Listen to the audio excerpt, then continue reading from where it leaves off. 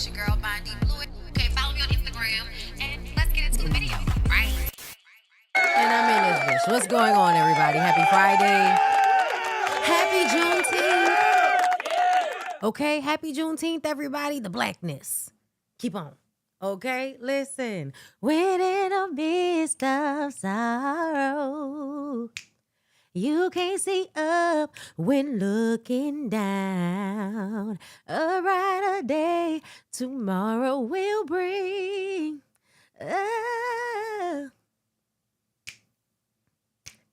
You hear the voice of reason telling you.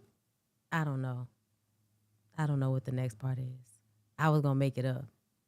No matter how hard reality seems, just hold on to your dreams, yeah. Oh, yeah.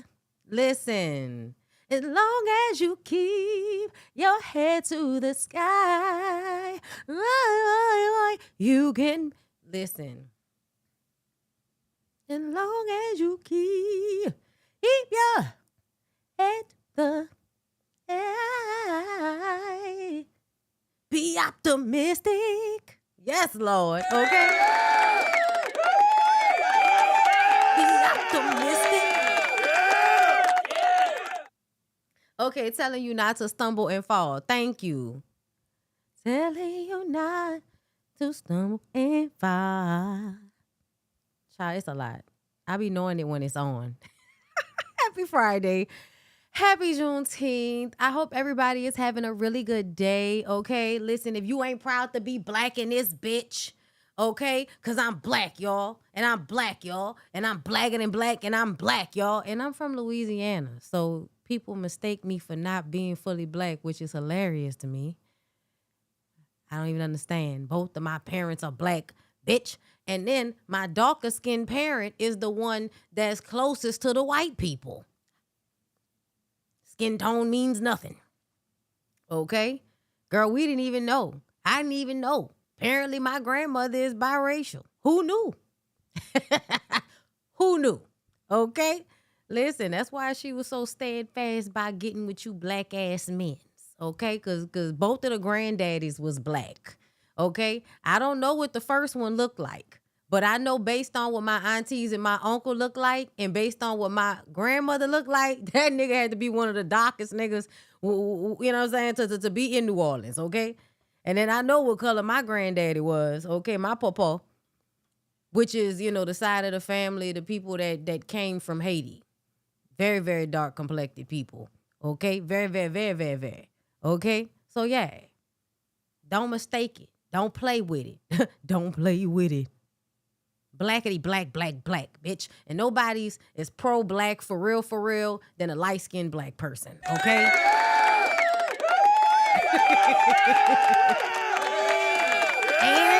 and I have decented niggas, my God, on today.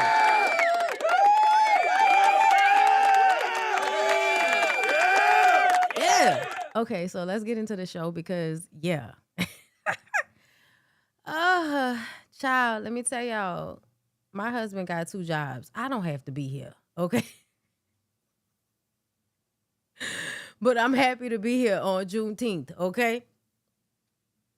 He ain't got 2 jobs just yet, y'all. He about to have 2 jobs. I just enjoy running that line whenever I possibly can, okay? What show is that from? Y'all let me know right now in the comments. If you was a TV person and you black, then you know where that's from. Because I didn't even watch that fucking show, and I know that that's where that line is from, okay?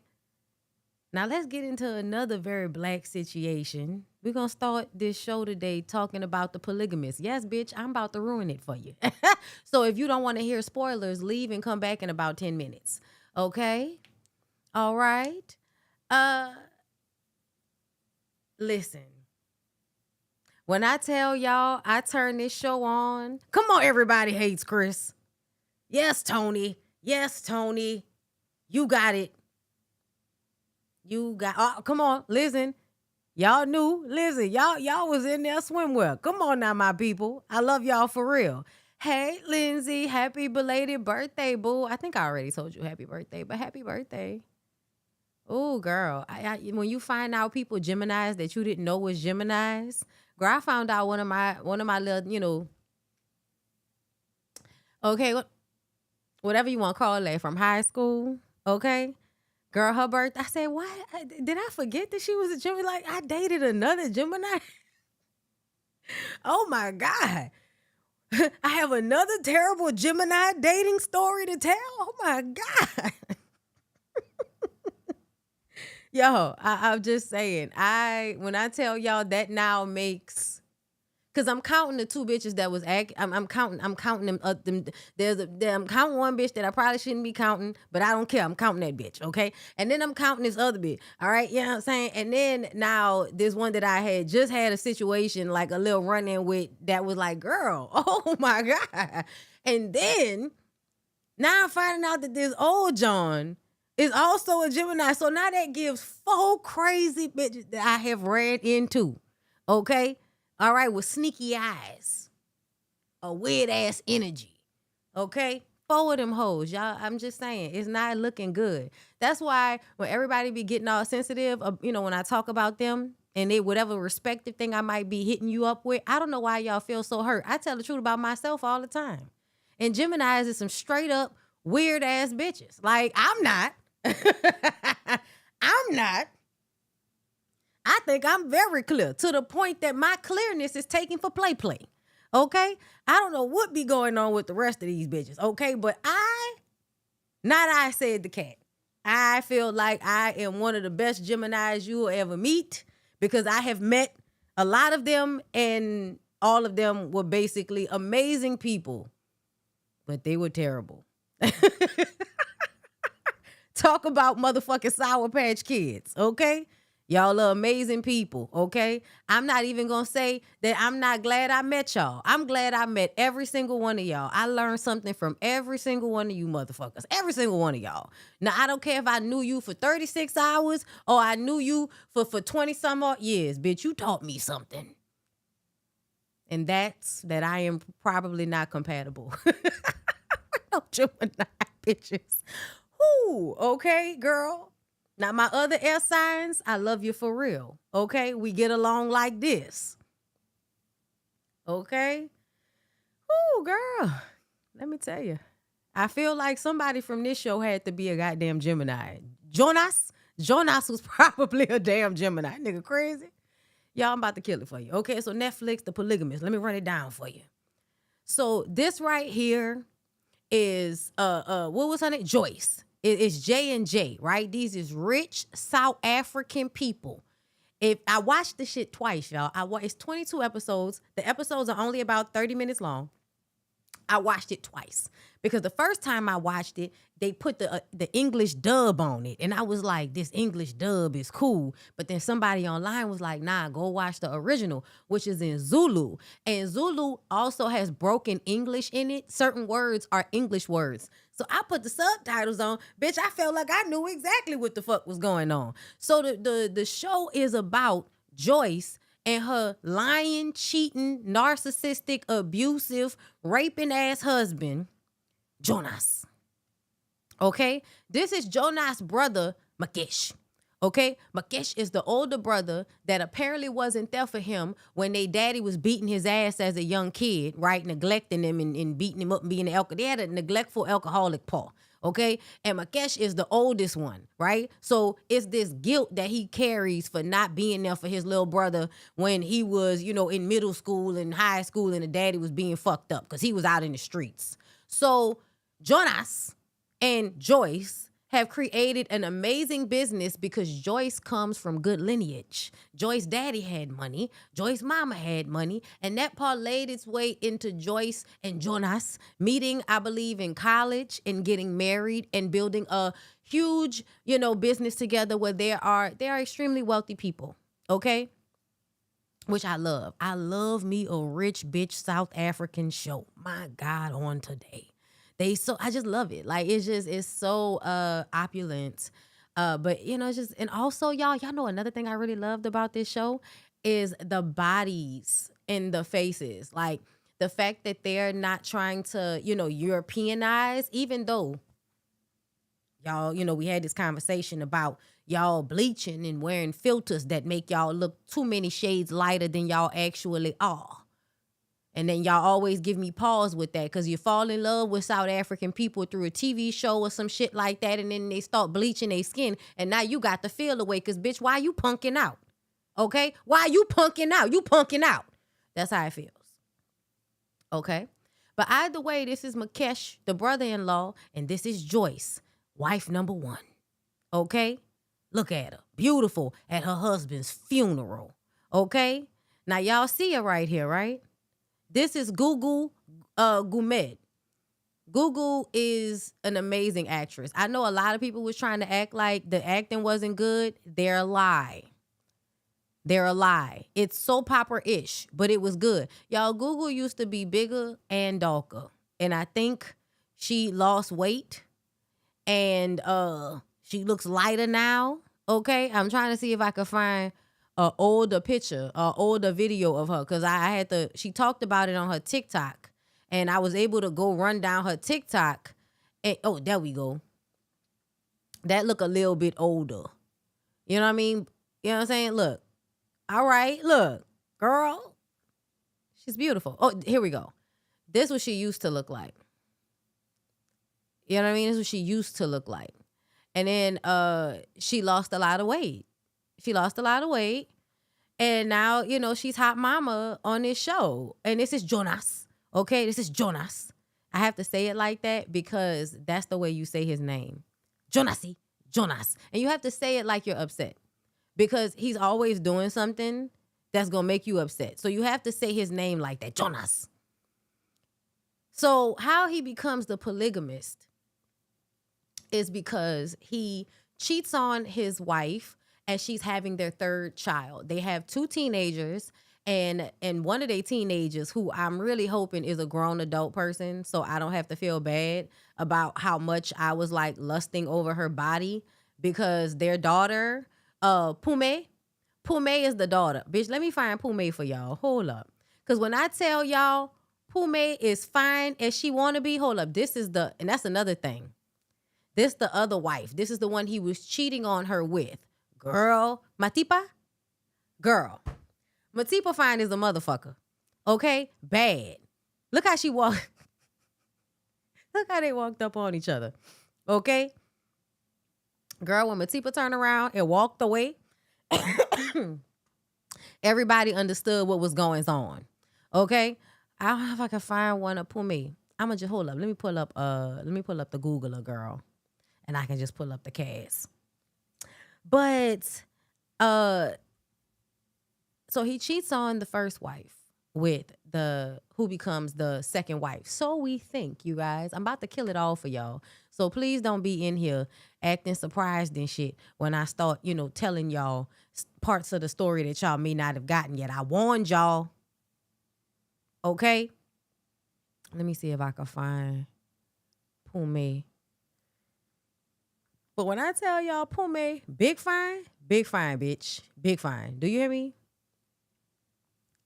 It was so hard to not see in every scene because Pume is like the good girl daughter, right? Everybody wants the love of their father. And honestly, y'all, this show was a little triggering for me, especially at the end. Not because my dad was like a cheater, because that's the one thing my dad did not do. My dad wasn't a cheater.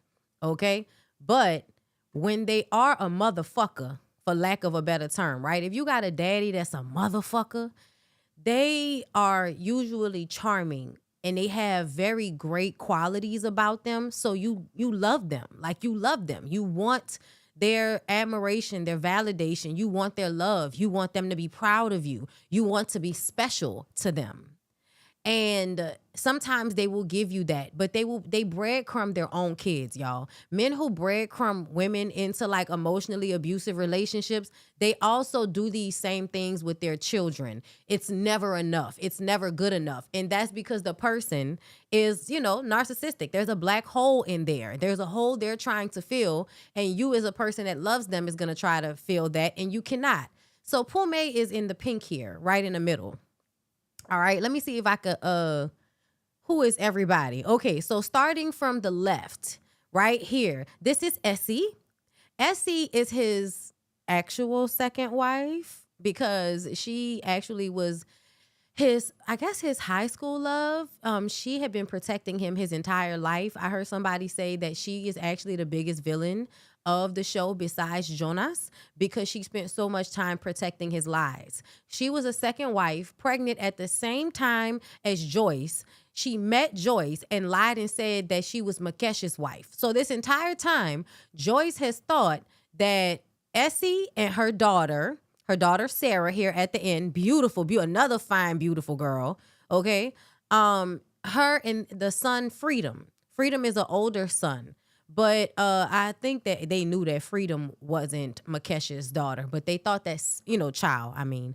But everybody, Joyce, I mean, not everybody, but Joyce and Joyce's children believe that Sarah here is their cousin because this is Makesh's daughter, their uncle's daughter. No, that's their sister, y'all. That's their half sister. And this right here is the mama that's been protecting Jonas since he was a child, protecting him while he lied, cheating on his little girlfriends, protecting him from responsibility when these other little boys were beating him up because he stole their money. She protected him.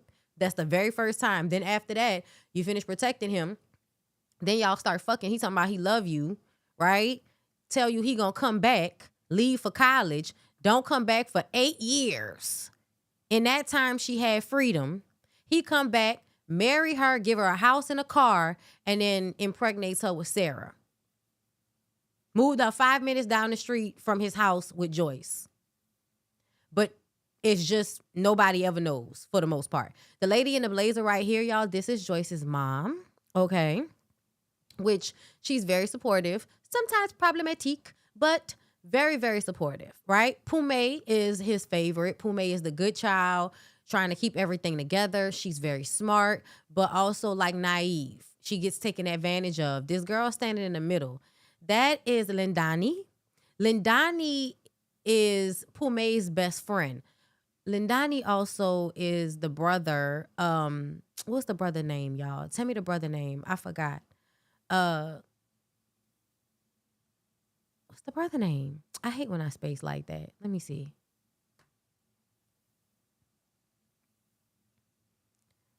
Because there's a brother. Let me see if I can do it on IMDb. That way I can have the names. Okay.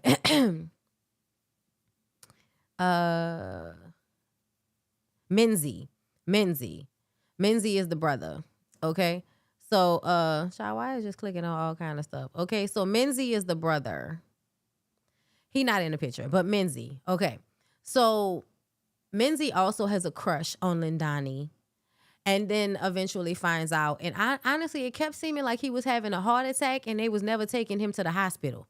But it seemed like twice Menzie had a goddamn heart attack when he found out that his dad, not only was his dad fucking Matipa over here, his mama Joyce, and then Essie, he didn't know this, but Essie as well, also starts fucking Lindani, okay? And Lindani becomes his little secret girlfriend, of course, taking advantage of a fucking teenager, okay? Meanwhile, completely ignoring Sarah, this daughter, who starts to do shit like suck Pume's boyfriend's dick in her bedroom to get back at her for being the chosen daughter, where he ignores Sarah. And then Matipa eventually, has 2 twin girls. And I don't know why she thought that Jonas was going to leave Joyce. Once he decided to go back to Joyce, because the show starts off at the very beginning with him have left her for Matipa. Right? She was pregnant. She was in the hospital, y'all. She was in the hospital having their 3rd youngest child. This nigga leaves the hospital to go and fuck Matipa. Matipa was his brother's girlfriend because everybody's just doing whatever the fuck they want to do, right? You can have multiple wives. You can have girlfriends. It don't matter. So when Makesh comes to the job with Matipa looked like she always had her eyes on Jonas and was using Makesh to get to Jonas. So she got to Jonas, came in there with her big old ass and them cat-like eyes and shit. And the next thing you know, she fucking that lady husband while she down to the hospital, not even healed from pushing out their 3rd damn child.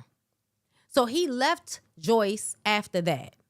Then when Joyce was like, no, nigga, I have businesses and all kind of shit predicated on this fuck ass relationship. You ain't fitting to just leave me because you decided to get with this bitch. No, okay, no, you ain't just about to leave me, nigga. Okay, we have a party. We got a party that we about to go to. Our anniversary, our 20th anniversary party. Oh yeah, we have to do that. I'm not playing with you. Okay. Yo, that's the fume. We got to get to the fume in a minute. But either way, right? Let me get back to it. Where was I? Girl, this is a good picture right here. Let me pull that up. It's a good picture. Okay. So he goes back and forth between Matipa and Joyce. When Matipa ends up pregnant because he goes back to Joyce, they have a honeymoon, they renew their vows, they're back together, girl. He's back at the house. Everybody think it's all good. And then she find out that he done started fucking Matipa again when we find out that Matipa is pregnant with twins. So in order to save face, Joyce says, we going to take her on as a second wife. That's what we going to do. That's the best way to handle this here situation is for you to take, that's our culture, take her on as a second wife. At first, Matipa thought that she was going to be the only wife and that he was going to leave Joyce. No, ma'am. So it wasn't even a situation that anybody really wanted to be in. But with the money and the family, it gave Matipa help with her two children because her mom came, but her mom was so upset with her because it's like, no, bitch, like this relationship is predicated off of an affair with a married man. And he coming in and out of here. I don't like him. I don't like the situation. And so I'm not going to help you. So she leaves Matipa not long after she came with two very young twin girls, right? So when she decides to become a part of the family, then Joyce takes her in as well. They still don't like each other at first, but when she has this baby shower or whatever for the kids, a birthday party for the kids, I can't remember exactly what it was. It might have been like a baby shower. But either way, it was supposed to be somewhere else. It ends up being at Joyce and Jana's house, right? Not the house that Matipa is living in, but at their house, because their house is more of a venue type of place. Y'all, Joyce had no idea. Joyce was planning on going to the baby shower, did not know the fucking baby shower was going to be at her house. So to me, Jonas would do stuff like this in order to cause issue. Because what you have to realize with men like this, it's not as simple as just giving them what they want. They like to be able to hurt you. It's a part of it. A part of it is sneaking and lying and hurting you. That's a part of what they get out of it. So it wasn't good enough that this lady accepts the two children, accepts the new wife. No, you have to still do slick, fuck ass shit that causes her equilibrium and her, her nerves to go all over the place, right? The girl nerves was so fucking bad when she realized that they was having that shit at her house and nobody told her. And then she was mad at Matipa, and Matipa was like, girl, I thought he told you. I'm sorry. Like, I didn't intend, for you not to know. And so when that happens, after that, I feel like Joyce was like, you know what? This nigga ain't gonna never stop. He's never gonna stop being a fuck ass nigga. I'ma stop being mad at Matipa. And then she tells her, girl, your children are safe with me. So then it becomes now you actually have help from his family. Makes sense to marry him in that case, right? Also because he has fucking money and you're living in one of his houses. Okay? So then later on, we find out because Matipa finds out that she has gonorrhea. At the same time as we having all of these issues amongst the children, right? Because he's not accepting Sarah. And so Sarah's acting out with the other kids. He's choking out Menzie because in all honesty, it wasn't to make Menzie tough. It's because he resents Menzie.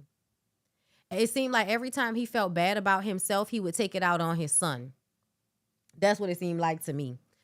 But anyway, so come to find out, y'all, he gave everybody gonorrhea. Because he started fucking Essie again, too. Anytime he's not getting what he needs from the women that he has, right there, he's going to go to somebody else. Essie is a fall guy. Anytime he needed a little extra, he can go by Essie. She going to cook him a plate of food, and she going to let him fuck her. Raw. Okay? And so Essie gets gonorrhea, Joyce gets gonorrhea, and Matipa gets gonorrhea. And Jonas gave them the gonorrhea because he got it from Lindani. Then Lindani gets pregnant. Joyce finds out about Lindani when Lindani has a miscarriage, and he thinks that the family is out of town, so he brings Lindani to the house to take care of her, and this is how we find out that Lindani's babies were his. Because they were all at the hospital with Lindani. Girl, when I tell you a motherfucker, and so many other things happen, so you should watch, right? The main thing, he gets HIV. He gets HIV and then refuses to take medication. So he just becomes a weight on Lindani because Matipa leaves her 2 kids with Joyce, leaves to go find her a better life, I guess, go get a job somewhere else, left her 2 kids with Joyce and Joyce's mama, which I guess they was okay with. They raised them little girls, themselves. And he has moved on to Lindani. And girl, Lindani was working down to the bar. It seemed like she might have been selling herself a little bit. We don't know what Lindani's home life was, but it's given her mama was always teaching her how to sell coochie or letting her know the only thing you're going to be able to do is sell coochie, right? So after everybody got gonorrhea and we find out that the bitch was pregnant, he came home and beat up and raped both of his wives, not Essie, but Matipa and Joyce both got beat up and raped. That's why Matipa actually ended up leaving. And this is also why Joyce decided that she was going to get her vengeance. Now, through this entire time, y'all, Joyce has not been taking this shit lying down. One time, at the very beginning, Matipa and Jonas was having an old nasty-ass sex scene. And, bitch, Joyce set the house on fire by accident. But she set the house on fire. They almost died, okay? Then another time, she poisoned that nigga and put borax cleaning in his food. He almost died that time too. Okay? Listen, I love the catch back. We ain't taking it, we not taking it lightly. All right? And so, after that, I guess the final thing was the HIV. Lindani at this point is tired. She feels like her life is halted after years of taking care of this man that doesn't want to take his medication. She doing what the fuck she want to do. He was shitting on himself. So she took him to Joyce's house. Joyce coming out with a book. Joyce got a brand new life, a new wig. Life is good over there for her.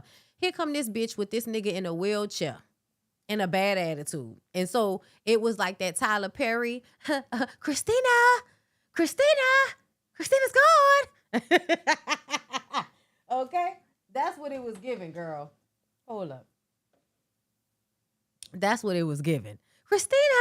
She even threw his ass out the wheelchair. It was hilarious. Left him there. Okay? Because he thought Lindani was going to come back for him. She did not. And then we find out at the very end, once the nigga died, okay, because, he had HIV and we didn't want to take the medication, so the nigga died. Because everybody else, including Lindani, knew how to take medication. Lindani was taking her medication because Lindani had HIV as well. So, because we saw her take her medication one day before she left the house and told him to take your medicine, your soup in a goddamn oven, nigga, okay? Y'all, at the very end, when that lady explains how when she got arrested for the fire and she was in jail, she met a lady whose man gave her HIV. She called that lady and asked that lady to come and give Jonas HIV. So the only reason Jonas got the HIV is because it was a setup by Joyce with a lady she met when she was in jail. It was masterful. It really, really was masterful because in all honesty, like, can you really set somebody up to do some shit like that? Because why are you having unprotected sex with a random woman that walks up to your house trying to use your phone? Like, I always say that when it's a setup for you to do some shit that you was going to do anyway, I don't care that you was set up. You was going to do it anyway. You were gonna do it anyway. I don't care that you was set up. Like, y'all be mad when motherfuckers record conversations. And I don't give a fuck about none of that. I'm paying attention to what the fuck actually goings on. And that nigga got HIV and he died. And then at the funeral made it even worse because Essie was so mad that Joyce kept Essie away from Jonas, even though everybody knew he was dying. So she stole the body. She the one that washed his body in the whatever they call it, girl. But I don't know when Essie became a goddamn undertaker, but Essie was down there cleaning the body. Then she tried to bury the man, but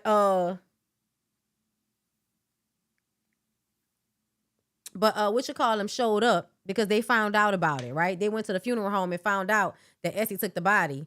So she got the police to come down there to the funeral and take his body out the goddamn ground so she could have her funeral. Like, bitch, you got me fucked up. Okay? And I'm not mad at her about it either, because, bitch, how dare you? Like, I get it, but you should have did what you was gonna do anyway, which was show up to the funeral anyway and put 2 seats there for you and your daughter like you did. You know what I'm saying? Because I wasn't mad at Essie for that, because I feel like Essie and Sarah should have been at the goddamn funeral. And I understand that Joyce was upset at Essie for lying to her for all of those years, but girl, you was fucking Jonas. You know what it is. You know what it is. You know hoes was doing anything over dick. Jonas is one of them niggas, right? They making a lot of money. They a man of a certain stature, right? Like they click all the boxes, but he's a narcissistic, malignant abuser. Honestly, she said, you know, you hit me, but then you raped me. You had to go. And I'm not gonna lie, that's what I want for women to do. If your husband decide that he's so crazy, he so don't give a fuck about consequences, he think you so weak that not only does he have babies on you and play you out like that, but the nigga raped you, girl, I'm really gonna need for you to do whatever you gotta do. But vengeance will be yours, said Joyce. Okay? Like, it needs to be yours. I'm telling you right now, I was here for it, girl. I was here for it. They ended up having a funeral, and it was the daughter. Pume did the right thing in finally accepting Po Sarah as one of his kids at the funeral. And even Minzy told her that their father, you know, thought of her in his last days or whatever. I don't know how true that was. But girl, I felt bad for Sarah too. It was real fucked up. It was so good though, y'all. It was such a good show. I definitely easily watched that shit 2 times. 22 episodes, bitch. I watched it twice. When is the next season? That's all I want to know, goddammit. When is the next season?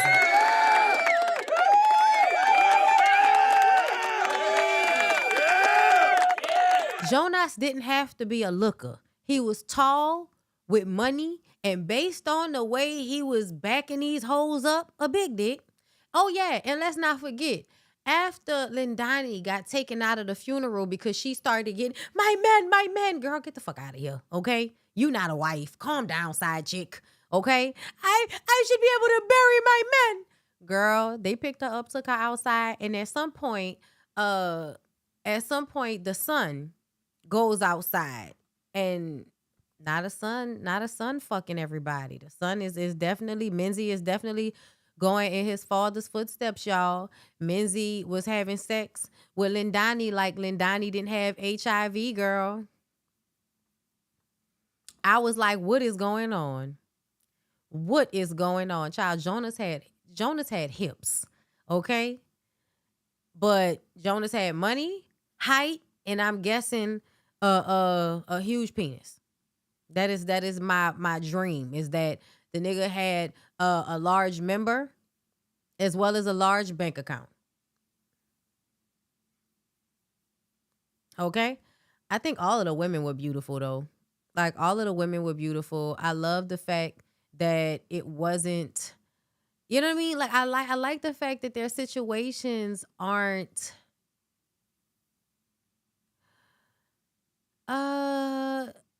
I mean, situations. Their shows aren't how white people would make them. You know, you wouldn't have had somebody like Essie. You wouldn't have, like, you know, this beautiful dark skinned plus size woman with, you know, a blonde cut, you know, playing this role. And she was everything. Like, I think, you know what I mean? Like, Essie. Okay, look at Essie. Stop playing with Essie. Okay? Essie was styled down. Okay, do you hear me? Yes. Are you getting it? Are you getting it? Yes. And that's Freedom. That's the guy that played her son. And of course, the one that played her daughter, Sarah. Her and Joyce. Okay? Listen. That lady that played Matipa is a gorgeous lady, though. Sarah reminds me of the girls from Serafina. That's Pume. Once they got older. That go Menzie and Sarah. But their body types, like they were all, you know what I'm saying? Like, look at the body type on Sarah. Like, they're fine women, right? Like, they got arms and butt and thigh. You know what I mean? Like, I love it. It's realistic. That's what I loved. I love the fact that it was realistic body types and they were all beautiful and bad as fuck. Because, like, in America, even black men are extremely, you know what I'm saying? Like fat phobic and colorist and featurist and texturist, even black men. So it's like to see a show where even though the nigga ain't shit, like the nigga ain't shit, but everybody's getting fucked. Right? Nobody is meant to feel like they're less attractive. You know what I mean? We know they're African. We understand that. That doesn't mean that people don't have Eurocentric standards just because they're African. Because essentially, yes, the body type thing, but when it comes to color, when it comes to lightening skin and all of that, the people, like we talked about the other day, people in Africa still very much have that same, stigmatism about color, just like everybody else does. And everybody else, goes back and forth between what's acceptable in weight as well. But it is nice to see this show depict that.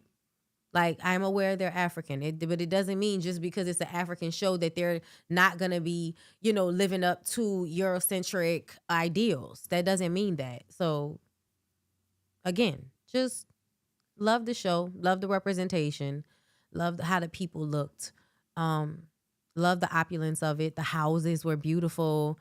You know what I mean? Some of the dresses. Now, we still ain't got these wigs all the way together. That's always an issue. We ain't never got these wigs all the way together, okay? I don't know what it is, but the wigs always, they don't be giving what they supposed to give, okay? Child, look how fine the lady who played Matipa is.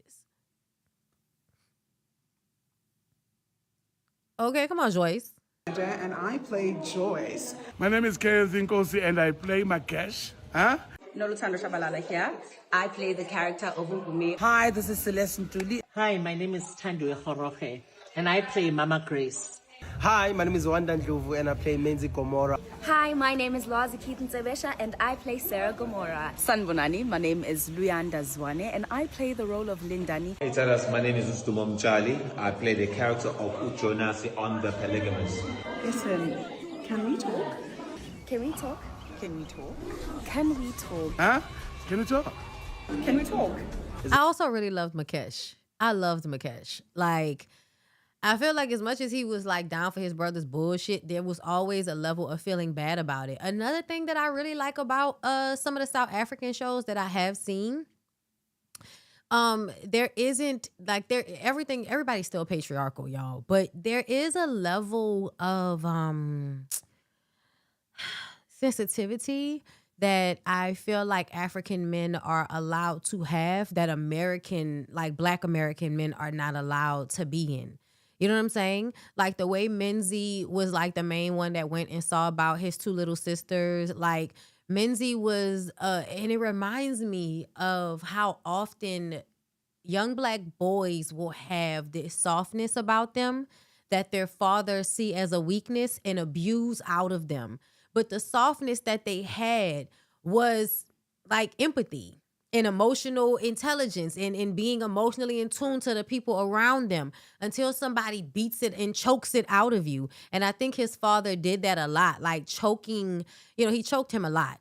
And it was like he was angry at him because the same softness that used to be in Jonas, which we saw when he was a child, kind of disappeared in all of the womanizing, all of the womanizing and disrespect and having to play this big guy role that these niggas want to play, I think at first they're trying to trick the world into seeing them a certain way, and then they trick themselves, and they never come back to center.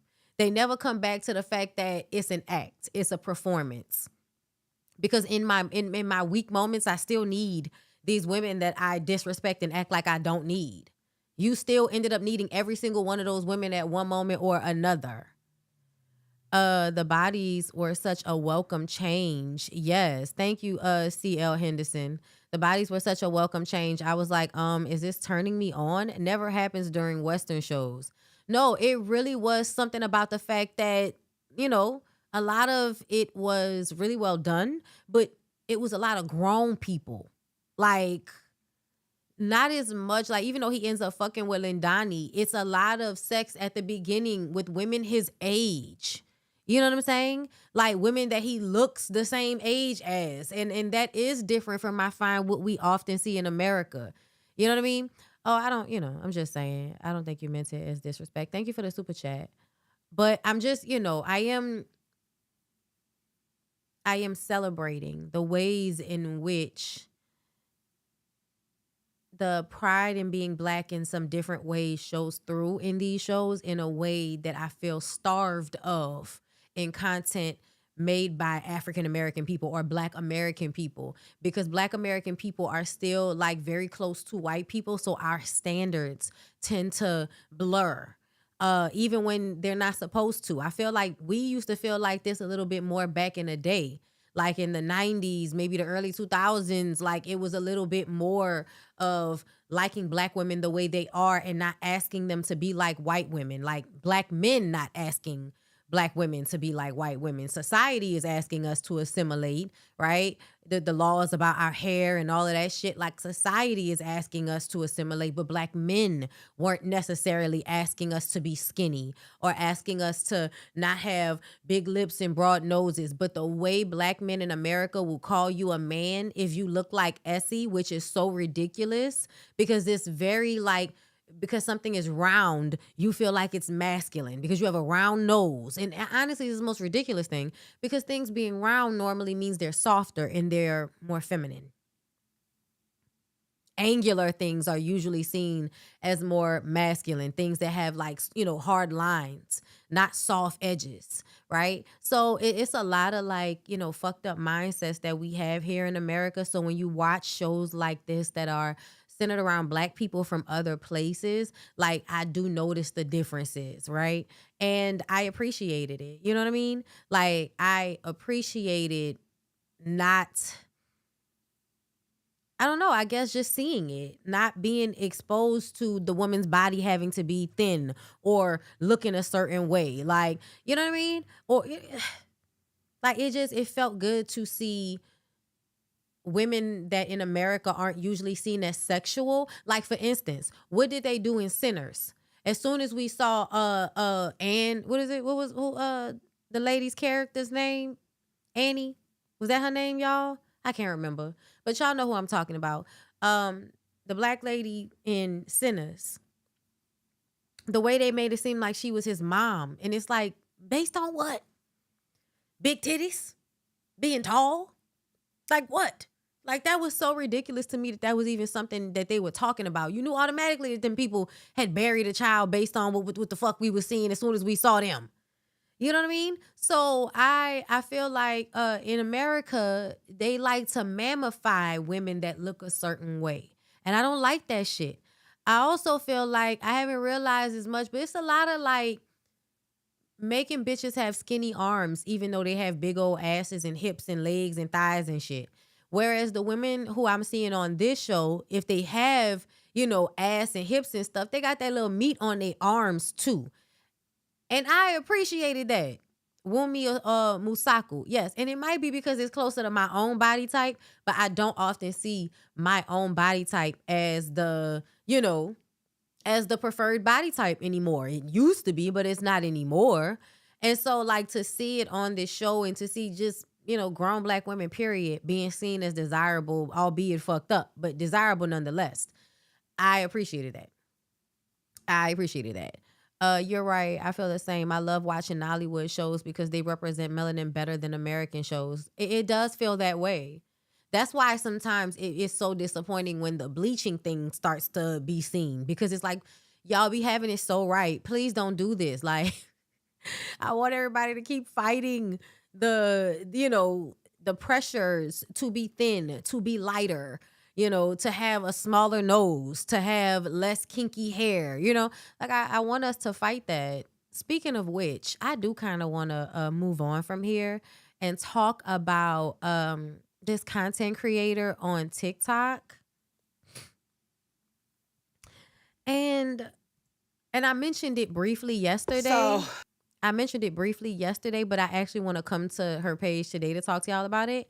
Okay, so let me see if I can find a video of hers that actually went viral and everybody was losing their shit. Okay. So sometimes it gives rage bait, but I think the reason why this girl's page, Just Chill Kaylin, the reason why it gives rage bait is because people are bothered when you're not fitting into Eurocentric beauty standards.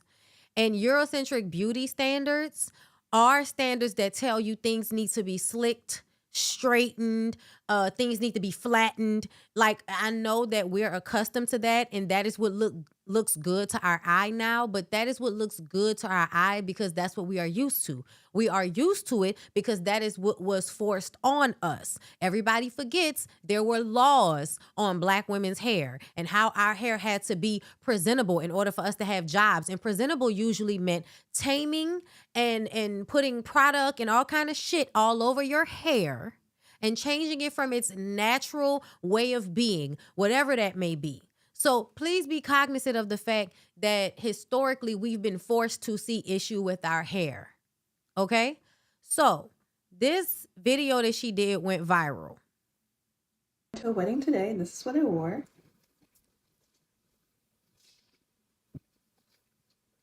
The dress is custom from Christian Michi. The mascara is Haus Labs, and the glitter is Yanni Beauty. I got a compliment, of course. People not wear their natural hair for weddings anymore. So this young lady is doing a lot of things that go against normal beauty standards. For one, not slicking hair. For two, wearing hairstyles that people may feel like is, oh, she looked like Celie from The Color Purple. Because whenever Black women just put their hair in plaits, which is usually the easiest thing to do with our hair sometimes, especially like this young lady, she's trying to grow her hair. So not doing a lot of really extenuous stressing on your hair usually helps your hair grow faster. That's why when people get locks, their hair tends to grow faster than when it's loose. It's because they have a tendency to leave it alone more. Okay? So she's doing a lot of things, right? She also doesn't have on any foundation. She doesn't have on any concealer. She doesn't have any filter on her face. And also, she has underarm hair. So she's doing a plethora of things that go against the things that everybody feels like you're supposed to do, right? You're supposed to not have any body hair, which I feel like is a choice, right? But what we do when people make the choice to allow themselves to just be how they naturally are, the way we feel offended and feel like it's nasty and it's gross, that is where the problem to me comes in. If you choose to not have hair in places, that's perfectly fine. But the energy of if you're not choosing, right? If you're choosing to just let your hair do whatever it does, whether it's under your arms, on your head, on your cat, child, whatever, then something's wrong with that. And we need to nip that in the bud. We need to shame you. We need to tell you don't look good. So this young Black woman, and it's funny to me that it's usually Black women that are with white men that take these types of stances on their beauty. What I also love about her is the fact that she is an actual model. She is a model. And the way people perceive her because of anti-Blackness is that she can't possibly be a real model. And she comes on here and shows y'all very expensive clothes. She shows y'all clothes that are thrifted, but that are very beautiful. She has the aesthetic of somebody that's a model. A lot of models are very natural because they're always having to be made up, or somebody wants to see what they look like bare bones because it can be built on top of that. Hair, makeup, and all of that can be built on top of good bones and a good frame.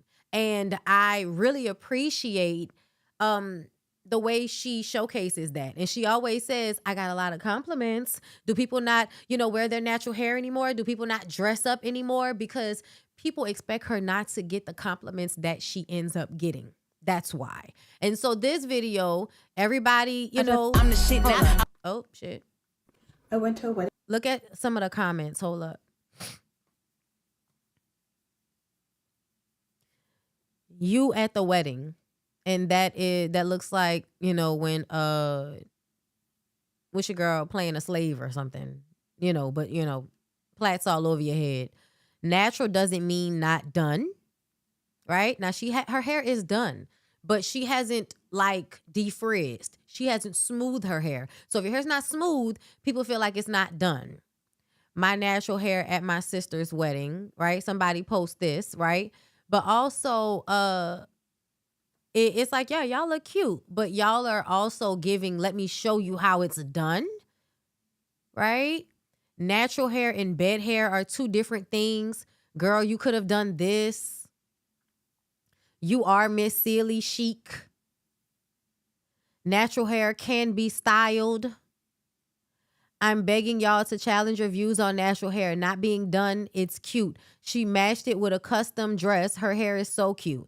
And if you have to change how your perspective on these things, right? Because when you see white girls who do this exact same type of messy look and their hair, like their baby hair or whatever the hair they have out is just falling out. So say if a girl had a looser curl and her curls around her face were just like falling out of a messy bun with a little bit hanging in the back, you would think that shit is cute based on texture. So even though I can look at this myself and be like, yeah, I probably wouldn't wear my hair like that. That's because I'm still somebody that needs to slick and define and get my baby hair. I'm going to admit that I'm still doing that shit, right? But I'm also not going to dress this girl down and make her feel like she's not beautiful because she's not willing to do what I'm willing to do in order for me to feel presentable. People have to stop pushing what they would want for themselves onto other people and yucking other people's yums in these anti-black ass ways.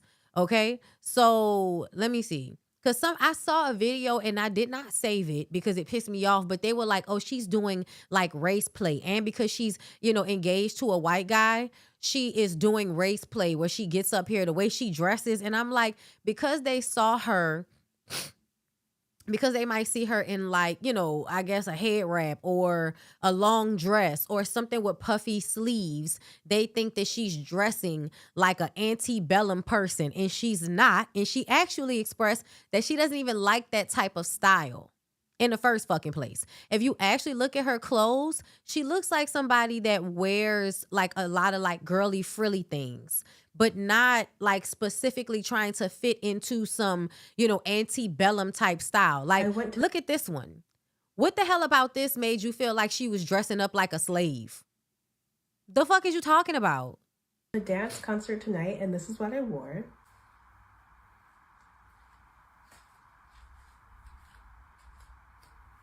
The shoes are from Nina, New York. The corset is thrifted. The skirt is pepper mayo from a boutique, Millie Lynn. The bow is thrifted, and I don't know where the earrings are from. I got a compliment, of course. Do people not wear their natural hair to go to dance concerts anymore? So it's a lot of things that she's doing, and it's very like off-putting at first.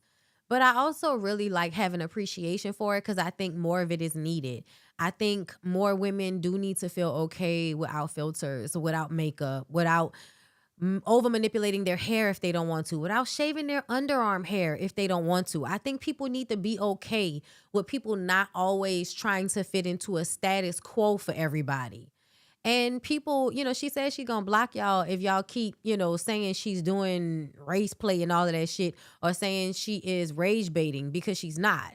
She's just trying to ask people, I guess, through her page and through her content, that y'all stretch y'all's mindsets on what is acceptable. So many people have been asking why I say this phrase in a lot of my videos. And the reason why I say this in all of my videos is because it's true. Every time I walk out the door, I get so many compliments that I started playing a game where I could guess how many compliments I'll get in one day. So many people have been asking. And the way people couldn't wait to come to the comments to try to I make went thrifting at Uptown. to make it seem like she is not. You know what I mean? Like she's not getting these compliments and stuff like that. Like we're not supposed to think and I feel like in a different time, like people do reference the color purple when they talk about Celie, but when you think about that time frame, Black women were wearing their hair in plaits and in twists and all of that way more often, and it was not seen as little girl. It was seen as what we do with Black hair in order to maintain it. Women did wear, braids and twists and would have their hair clipped and all of this type of shit, ponytails and all of that type of stuff. Like women did do things that now y'all would consider childish, because if a woman is not wearing, a 27-inch bust down, then she looks like a child or some shit. This is another one where I felt like she looked cute. The top is from TA3 Swim. I got a compliment, of course. Do people that dress up for pool parties anymore? Don't forget to follow me on Instagram too at JustChillK. Okay. So yeah, y'all. I just wanted to talk about her page because it did go viral. People were doing the most, and I don't like it. And I want us to be able to have these conversations so we can unwrap our minds from some of this bullshit. Because you shouldn't get rage baited because a Black woman wants to not slick down her edges, or because she lets her hair be fuzzy, or let it have frizz instead of always feeling the need to tame. You know what I mean? Like, you cannot like it, you cannot want to do it, and you can also not make somebody feel like they're not beautiful because of it. Like, it's weird. Stop it. I worked from home as a software engineer today, and this is what I wore. The dress is from Lynn Birches. I got a compliment, of course. Do people not dress up to work from home anymore? I worked from home as a software. And then somebody was like, who complimented you from home? Which was funny because it's like you said you was at home. But either way, it's the thing that she says. Is this her dude? Yeah. My man rates my worst poses. And this is some of the poses that she's done. And she does show her modeling work all over the page. So that's another thing. I think she's adorable. And I think that I appreciate the aesthetic. It reminds me not to be so hard on myself. Whenever I see women that aren't afraid to just be themselves, it empowers me to be myself. And I love that. So shout out to Chill Kaylin. Shout out to her. Leave that lady alone. All right, y'all. Let's go ahead and get into some other shit. Speaking of models, okay, I do love the way this show coming together today, girl.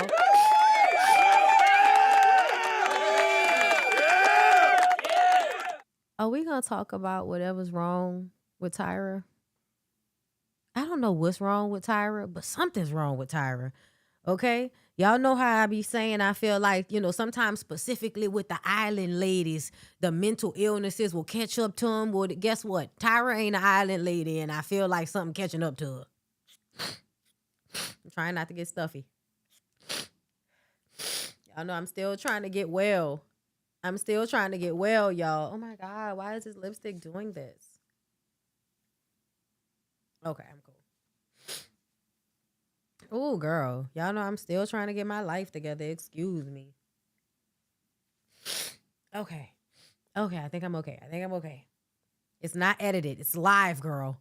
All right? But Tyra. Girl, breaking. Tyra Banks ain't just serving looks. She just filed a defamation lawsuit against Netflix following her participation in their reality check Inside America's Next Top Model series.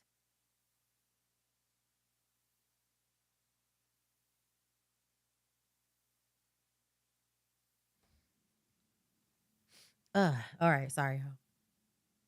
The legal docs filed Saturday and obtained by TMZ allege Netflix only used 16 minutes from her over 3-hour interview with them and manipulated it to support a false defamatory narrative. Tyra, please go sit all the way the fuck down, Tyra. Some of the comments. So she's mad that she was exploited for a TV show. Interesting. I wonder if anyone else has ever felt that way. My God, on today. Defamation would be them saying something untrue. I don't remember Netflix saying anything. All they did was put out what they all said. Now, unless she about to say it's AI, this is ridiculous. I mean, if Tyra goes down this route, then isn't she opening it up for the majority of the America's Next Top Model contestants to sue her and the production team for the same reasons? Girl.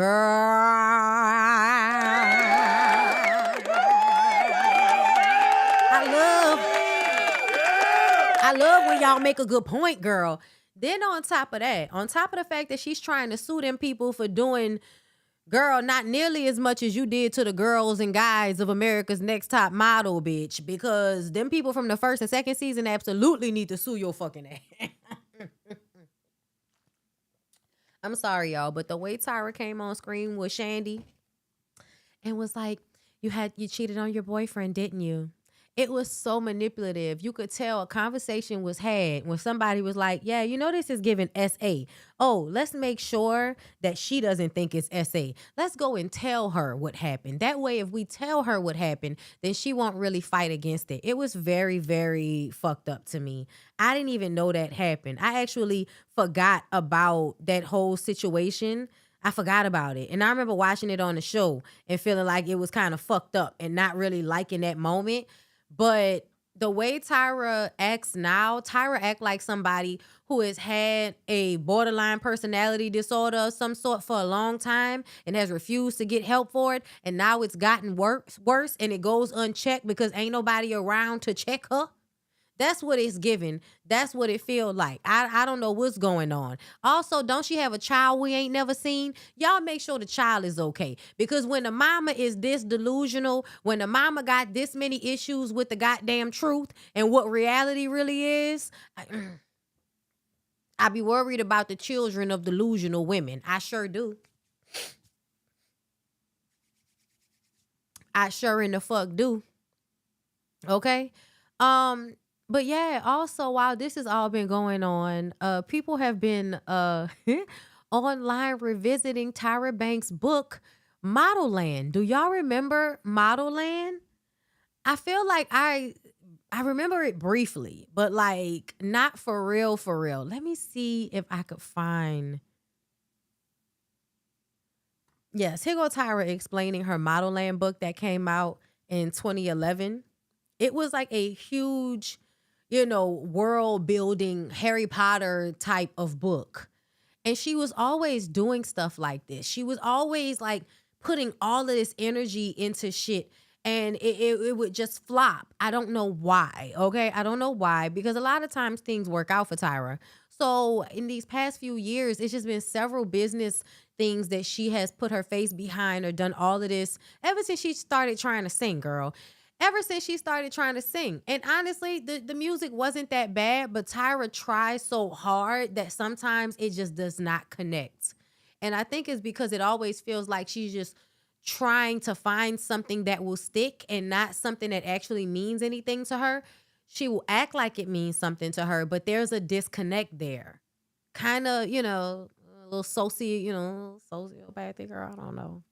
It's a tad bit of cognitive dissonance. I don't know, but a separation between what's happening in the inner world and what's being shown on the outside. Something is not connecting. 15 years old, Tukey gets discovered at 15 years old. So it's a lot about you. It's very similar. I mean, Tukey has one green eye. Model Land is a fantastic modeling academy on the top of a mountain in a town called Matopia. And they build the world's most amazing models. And 7 models graduate each year, and the world is obsessed with these people. In other words, it's a school where they train women to be models. There you go. And they pick them out at birth, almost like what they do with chess players in Russia. No, they don't. They get discovered on a certain day called the Day of Discovery. I see. And then they get shipped off to this school. I don't like his tone. Because it's almost like, yeah, you're doing something we've already heard of. And it's like, well, actually, no, that's not what it is. Calm your dumb ass down. Let's see if somebody else can explain it. Okay, here we go. This is the one I think I watched. This is a 4-minute breakdown. I don't know if we're going to make it through this whole thing, but I would love for us to just hear from other people. Girl. Released this book back in 2011, and there is a song to accompany it that she released. Yeah, this is the one I saw. That is just, people are obsessed with it because it doesn't sound like anything I've ever heard before. Really? Yeah, I've popped the link into the little sheet here, and I'm going to need you to click on it and listen to it. I'm just going to describe the cover art for this book, Model Land. The text is very Harry Potter, Yep. And then the logo is just an eye, which, to be fair, is the logo for Smize and Dream. It's very clear that this is all fallen from the same tree. Yes, okay. So this is Tyra Banks' hit song, Model Land, called Model Land, to promote her 2011 fantasy novel. Here we go. Hey, it's Tyra me running in That's why y'all got to be here for the live, because y'all know I might have to cut this out later. the NY street with 4 chicks in green, and they all looking mean. They are running for their life. Their beauty is in strife, running from this wasteland and back to Model Land. Can you survive Model Land? Can you survive Model Land?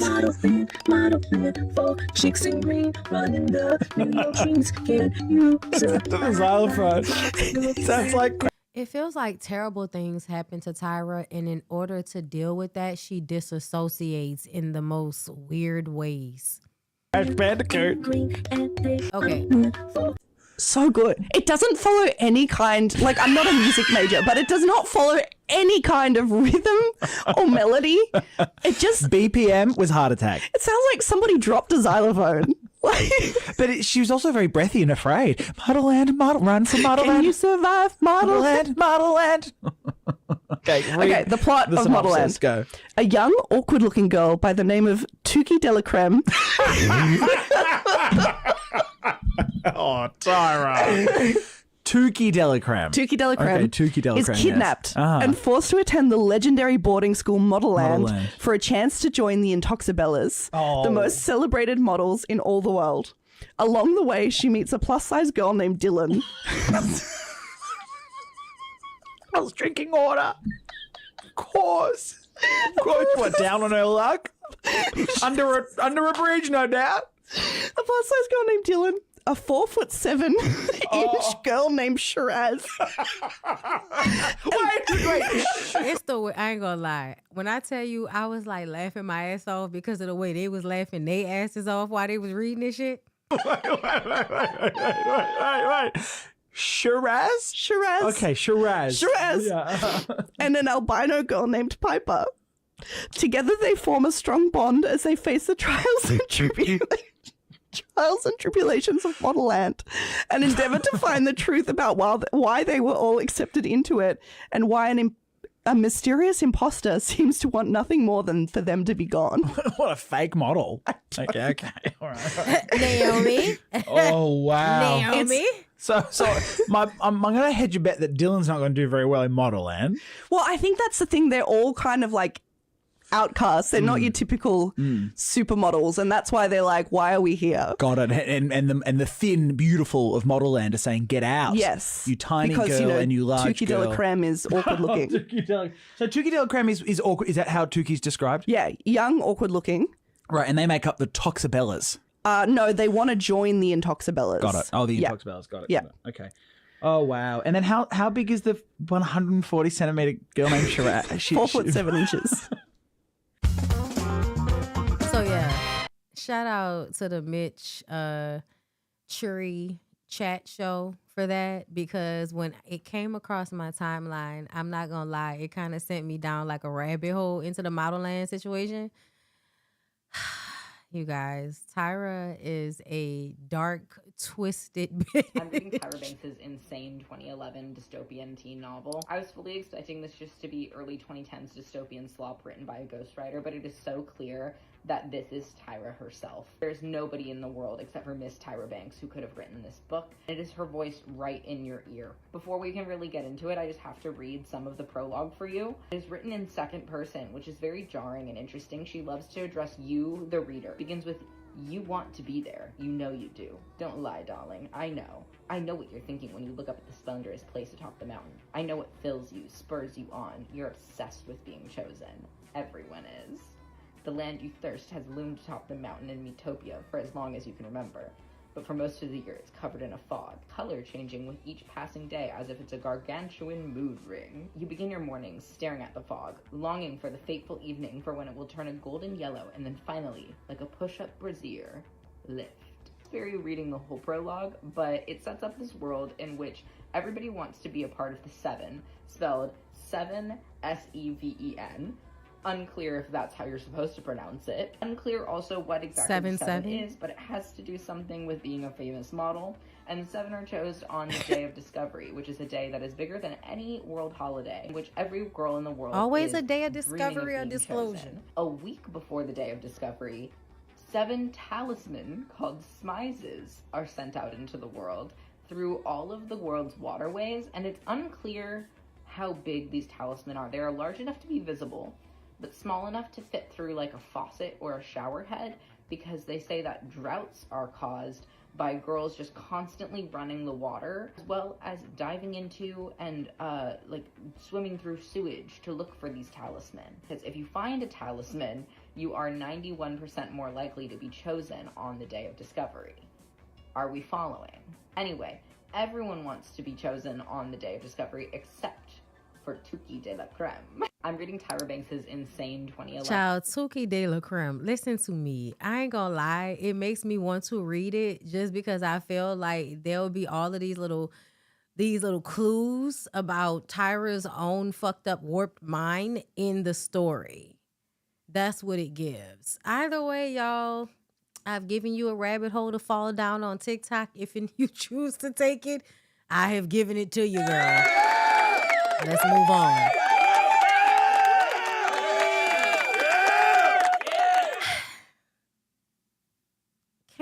Cam Newton interviewed hold up. Y'all can hear me good, right? Hello? Hello? Hello? Hello? Hello? Hey, hello? Hello? I think y'all can hear me just fine.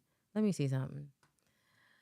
I want to get into Cam Newton and Saucy because I feel like it's just going to be funny.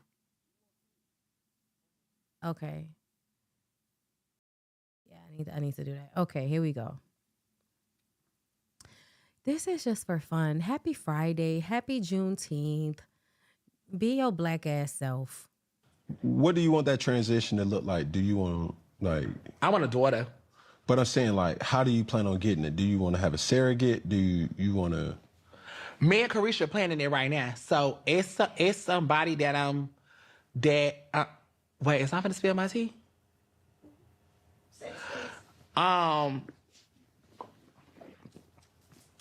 Yeah, I got a trick up my sleeve. Saucy is planning to put his sperm inside of a woman's body and have her carry the baby for a considerable amount of money, I'm guessing. So me and Carisha know somebody I know that, what's her name? We keep planning it, but it's supposed to be a gag. It was supposed to already happen, but it ain't happening. I don't know what happened. God had other plans. I'm glad God had other plans. You don't need a child. I don't know why you want a child. You don't need a child.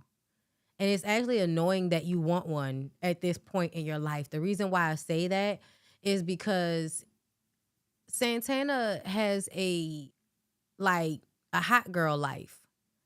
You are on TikTok live most of the time. You're traveling, you're doing music, you're in toxic relationships with other niggas. Why would you want to bring a child into a situation like that? Like, you and Carisha, the mindset y'all have makes me feel like a girl, no, y'all don't need no kids. I hope that don't work out. That's giving abuse. That's giving child abuse. She gonna get another one too? Who? Carisha. No, it ain't got nothing to do with her. She my best friend, so it's like, girl, okay, this the plan. Like, she like, oh yes, that's gonna serve. Like, it's like that. Do you want? What the fuck y'all think gonna serve in a situation where you bringing a child into this world and you in a couple of niggas fight each other on Instagram every few months? It's him and at least 2-3 other niggas that go back and forth all the time. The fuck? You don't need no damn child. Y'all make me upset. Would you adopt? Baby, all them genetics and spirits and roots and all that. Hey, baby, I don't know where the you came from. You ain't none of mine. No, I need. You do not need a child. You do not need a child. A person with that type of mindset, you do not. Oh my God, I pray. I fucking pray. Because what are you talking about? An adopted child, all them type of spirit? Girl, what? I hate when y'all be so ignorant like this. To be from the queen. I thought we was going to laugh. You need to act like me, think like me, maneuver like So if your child don't think and maneuver like you, then what? You're not going to accept it? You're going to be mean to it? You're going to treat it badly? You're going to bully it? Because it's not exact. Because you could have a biological child and it could still not want to be exactly like you. You sound crazy as hell. Would you adopt? We know Carisha is your bestie. Who else in the industry are you really cool with? Summer, Suki, Barty, cool with Sexy, cool with Lotto. It's a lot of them. Yeah. But like we saying friends, like Suki, I just sent Suki money for her baby shower because I couldn't make it. Who Suki baby daddy is? You have Suki ever been on your show? She did. She didn't tell you? This was 2 years ago. Okay, so let me tell you something. You ain't gonna get no tea out of my homegirls. I'm a solid. So whatever the fuck she ain't tell you, that ain't my business. She ain't had nothing in her. Yes, she did. 2 years ago, and she still... Boom, here I go spilling tea again. So she was pregnant back then? God damn. She doing... That's why y'all switched my drink. we got your 1942 it came. I don't know if this Funky Friday or... We know Carisha is your bestie. Who else in the industry are you? Don't mention fucking Fridays, because y'all know what fucking Fridays is. Bitches getting pissed on for the weekend. Hello? Ask this question. Wow. You think I'm gay? No. Oh. Even with your little bow tie and all that, and your legs crossed, your little bodysuit on, you don't get me gay. You get me? You just a nigga. You cool, like you just weird. Like you your own. You your own. What's the name? You know? I can't say weird. I'm used to like hood. Like you know what I'm saying? Nike Tech. You know that ski mask and all that. But I don't think because you don't got that on that you ain't that. You don't get me gay. I'm eclectic. You know? But sometimes don't get you gay and they'll gag you. Cause I done had some of them too.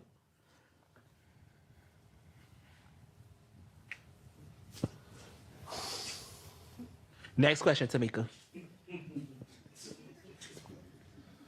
Cause I was gonna ask this. Listen, I don't know who Tamika is. Nigga said your little bodysuit sent me to the moon. I wanted to like listen to this and laugh, and then Saucy said that shit about kids, which I'm sure was meant to troll and rage bait, but it just took the fun out of it for me. Girl, after we just finished watching that bald-head bitch act a fool on TikTok with her child and having all of you other weird-ass, abusive, shouldn't have never had no baby-ass bitches defending her all up and through the TikTok streets, girl, yeah, we don't have patience for people that talk about children like they just something to play around with. We ain't got the patience for you hoes. I thought I was gonna kiki and giggle and shit. I thought I was gonna caca and have a little laugh. That's not how I feel, okay?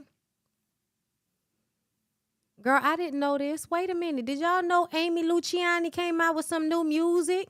Now, I know we just finished talking about how that man said you lied and told me you could have kids, but you seem that you couldn't have kids, bitch, is a liar.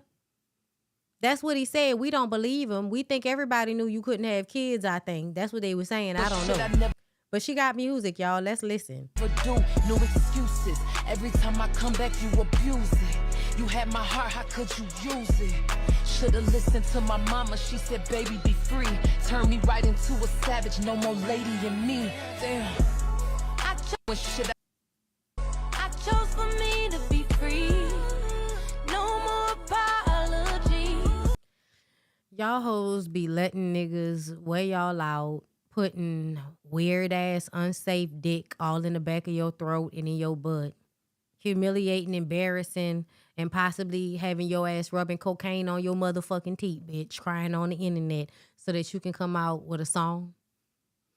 Y'all do a lot for the plot. It don't be seeming like it's worth it. I don't even want to stay there that long. Let's move on. So people disappoint you. And another thing about people disappointing you, disappointment, I guess, segue into talking about Boots Riley.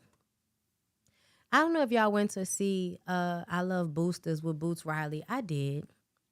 I saw it. I thought it was a good film. You know, I've seen his movies before. They're always weird. There's always some, you know, weirdly uncomfortable moment and all of that type of shit. But it usually is something that's supposed to make you think, right? So I did see I Love Boosters. I enjoyed it. I did appreciate the overall meaning of it. There was a moment in the movie where I got emotional because it did give, like, there's hope for us, like, as a world to eventually balance out some of the fucked up things that are happening all over the world, because it's happening everywhere. People are being enslaved in factories and in corporations and in people's basements all over the goddamn world, girl. And there's always some crooked, fucked up rich person that, you know, is allowed to be completely oblivious to the pain that they cause so that they can make money and look great to all of the regular people that are watching them and put them on pedestals. Like the whole thing is just a fucked up world that we live in, right? And the movie had a moment where it made me feel like there was going to, you know, like there could possibly be a moment where we're all kind of joining up at the same time and fighting against some of these things. So I appreciated the movie for that. But the way you can't never pat a nigga on the back too tough, you can't never like a nigga or a white lady too much. White person, period. But I don't remember a time where I've liked a white man enough for me to even say that. It's always a white women's, okay? There's always a white women's out there that I'ma love or like and then, you know, get disappointed by at some point. You know, Meredith from Real Housewives of Salt Lake City. Girl, any white lady except the only white lady that ain't never broke my heart. And I'm so glad that I stayed down for her, even in that time when y'all was hating on her because she stole that lady husband. Angelina Jolie. Angelina Jolie is the only white girl, the only white lady. Maybe not the only. I'm sure if I think a little harder about it, I could think of somebody else. But that lady specifically, when I tell y'all I've been going up for Angelina Jolie my whole motherfucking life, first of all, I'm always, you know, attracted to rebellious, gay-ass people. So she was gay, she was rebellious, and she had mouth. That's been my girl since the 90s. What was that movie she was in with that other hot-ass lesbian Asian chick? Y'all remember that movie back in the day? What was it, Foxfire? Listen, you is not a real lesbian if you don't know random-ass lesbian movies from the 90s, okay? But Angelina was my girl, child. Oh, Lord, I saw her recently. Still making me proud with her daughter at Spelman and everything. Now I didn't have to let go of Mariska. And even though I do love me some Dolly Parton, I sure as fuck do. It just ain't the same as how I feel about Angelina. And Angelina be out here like, you know, doing things, you know what I'm saying? Like, you be doing shit, you know what I mean? Like, actually trying to help, being a philanthropist, you know what I'm saying? Going to other countries and seeing what she can do about some shit. Like, Angelina be doing stuff, you know what I mean? Like, she don't just pretend to be a good person. She actually go do good person shit. Like, you know what I mean? But that's just me, okay? But I know there are other ones. Like, I do love me some Jennifer Tilly. I do love me some, but I don't know her personally like that. Like, the way I feel like I know about Angelina, I can't go as deep with these people. That's what I heard about Mariska. But anyway. Hey, Diva. I love Angelina. I used to collect magazines with her on the cover. Gemini, too. And you know that's another thing. Once I found out she was a Gemini and she was gay, I said, this is me and I am her. Oh, my God. But either way, y'all, like, I got off the point. We're not even here to talk about Angelina Jolie or white people. We just here to talk about how niggas and white people would disappoint you, except for Angelina Jolie. Okay? And Boots Riley disappointed the people with this here situation. I'm going to let Keandria, explain it to y'all. For the past 72 hours, I've been receiving death threats.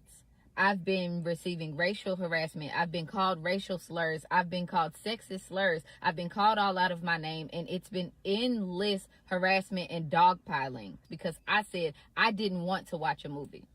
You didn't hear that wrong. I did not want to watch a movie. So if you scroll my profile, and I'll insert it here, there's a video where I was talking about the song Spin That. And I said that the subject matter of shoplifting right now is too sensitive a subject for me to enjoy any content that seems to be glamorizing it. And in that video, I very briefly mentioned the movie I Love Boosters. And when I mentioned that movie in one sentence, the creator of that movie started harassing me. People who have seen the movie I Love Boosters, they have opinions about it, and they're like, it's absurdity, it's anti-capitalist, it's a very politically charged film. Look, none of that shit matters when a young black man got 6 bullets in his back. That's all I said. One sentence. I mentioned this movie. Didn't tell anybody not to go watch it. Didn't tell people that he was a bad man. Didn't even mention his name. I just said the subject matter was triggering. Angelina is bisexual. She's always been bisexual, but at the beginning, like when I'm talking about when I was in high school and shit, she was playing a lot of lesbian roles, right? Including Gia. So the lady was gay as far as I was concerned. Being bisexual in latter years don't change the fact that bitch you gay. Okay, it's an umbrella term. Now, before I let this lady finish, because y'all asking, Mariska Hargitay is not openly active in Zionist advocacy, but she is among the Hollywood figures who signed an open letter in 2023 supporting Israel and condemning the atrocities and sexual violence committed by Hamas on October 7th. Her intersection with these issues spans specific industry actions and public stances. So on October 7th, along with leaders like Gloria Steinem, she signed a prominent Hollywood statement that denounced Hamas attacks, denounced rape as a weapon of war, and demanded the unconditional release of hostages. She was one of more than 1,200 entertainment figures who signed an open letter in September criticizing an industry called to boycott Israel's film industry. The letter argued that the boycott unfairly discriminated against Israeli artists and erased dissenting voices. So basically, she supports them people. And, you know, as we found, them people is trying to end the world by manifest destiny in the fucking Bible. So we can't really be fucking, like they just do, they responsible for a lot of degeneracy in our own community by way of, you know, how we feel the connection between Zeus Network, you know, degeneracy, and then Christianity and the Kojic people and like very strong religious, you know, beliefs and all of that, but it's tied to ignorance. It's not tied to no good sense, right? That's how you get your, you know, homophobic black people, you know, poor black people that have the audacity to be conservative in ways. How you get them, I believe, recently has been through the infiltration of certain types of people and entities in entertainment. That's what I feel like has happened, right? There has been a downgrading of the people through entertainment. And I think that has been happening since, you know, a certain government has decided to, you know, be very proactive about its image. And black people and how we think about things in entertainment affects the image of things. It affects its popularity. And in my opinion, it's been a lot of problematic things happening by way of that. And so when we talk about Mariska Hargitay, that was one of the reasons why she's not on my list of favorite white bitches. And I also heard that she, you know, she had done and said some racist shit in times on SVU. I'm not exactly sure about that. But we also must remember that SVU, even though it is one of our favorite shows, it is also propaganda. Shows that were put out in order to make y'all think that cops are not as terrible as they are. Okay? Yes, Foxfire, Hackers, Gia, Girl Interrupted. It was a lot of gay shit going on. Okay? Angelina played a lot of lesbian roles. Yeah, so to me, you know, by that time, she was gay. Okay, that's how I felt. Okay, Angelina was in a relationship, yes, with Jenny Shimizu from Foxfire. And I remember that. Because, you know, girl, we was in the magazines back then. Oh, girl. And wasn't Jenny Shimizu some fine? Ugh, girl. seemingly lean, tall-ish, okay, stud like Asian lesbian bitch with a fade, okay? She was everything, but I'm sorry. We back into how Boots Riley, okay, one of the people that, I mean, the man that's responsible for I Love the Boosters, which was, you know, like a huge black film this spring. It annoys me the way sometimes, and somebody else brought this about by this conversation with his movie and other black films. Every time a black movie come out, it's like the weight of the success of that movie is put on every black person. Like if you aren't willing to go watch whatever black movie, it's going to ruin black people getting an opportunity to make movies. Every time black people come out with a film, it feels like it's our racial duty to all go and blow it out of the water and prove to white people that black movies make money. All for us to have to do it all over again the next time somebody comes out with a movie. And the shit is exhausting and tiring. And I will see movies because I am a movie buff. I like to see movies. I like to see the political commentary that's going to come through the film. And in every film, there's political commentary. I don't care what anybody's talking about. So I love to watch movies, not only to pick them apart and you know, critique and see what they're trying to tell me, but I just love film, the media of film and movies and shit. I love that shit. Okay? So I see things just for fun. Oh, okay. I'm gonna play that right after I'm done with this. But let me finish talking about Boots Riley because I do want to bring some attention to this situation because I didn't like the way it played out. The young lady is saying that all she said, oh, what? Girl. Now how the fuck the battery low? When the damn camera is connected. The damn camera is connected to the laptop, y'all, but it's dead. That made me mad. All right, hold up, y'all. We gotta switch cameras.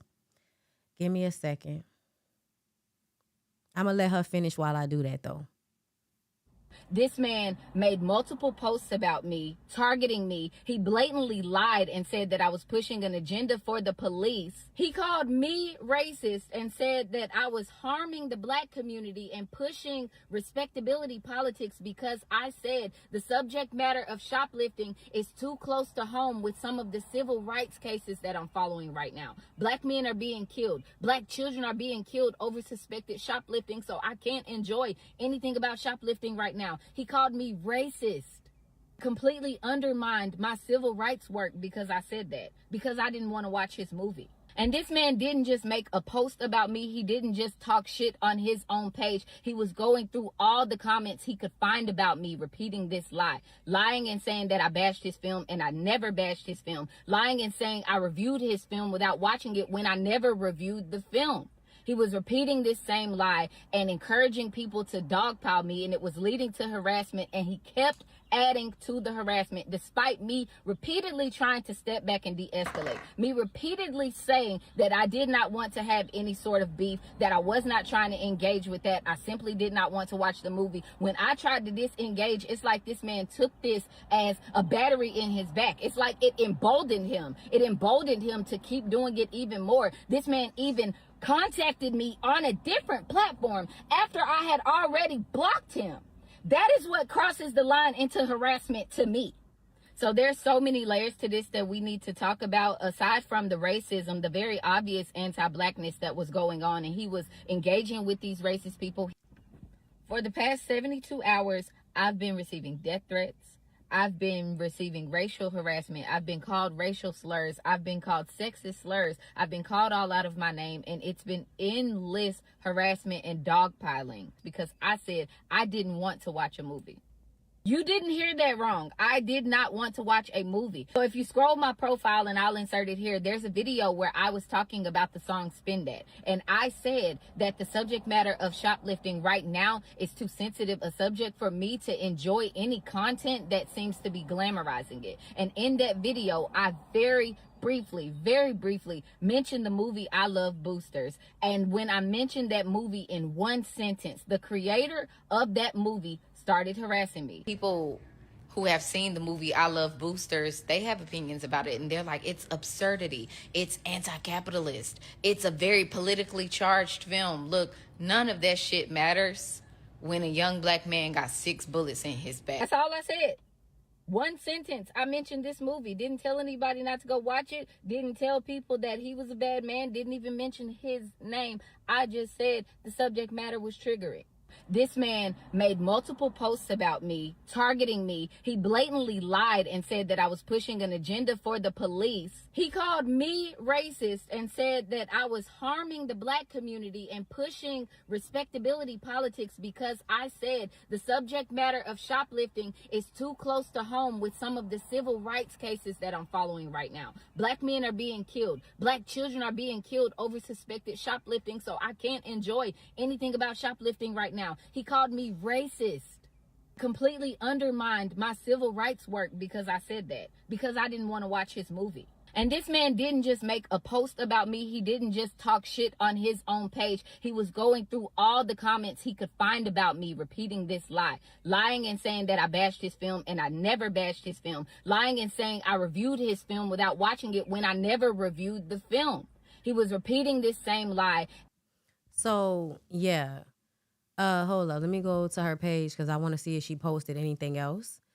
I'm mad, y'all. I did not know that the camera was on bullshit. I would have charged it.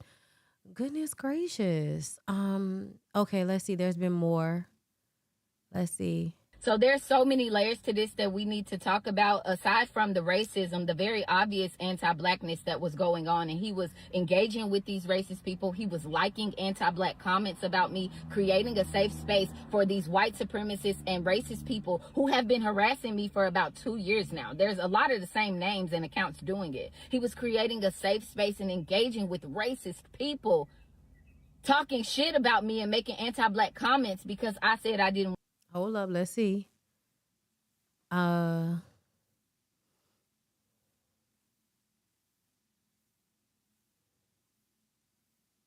to watch his film.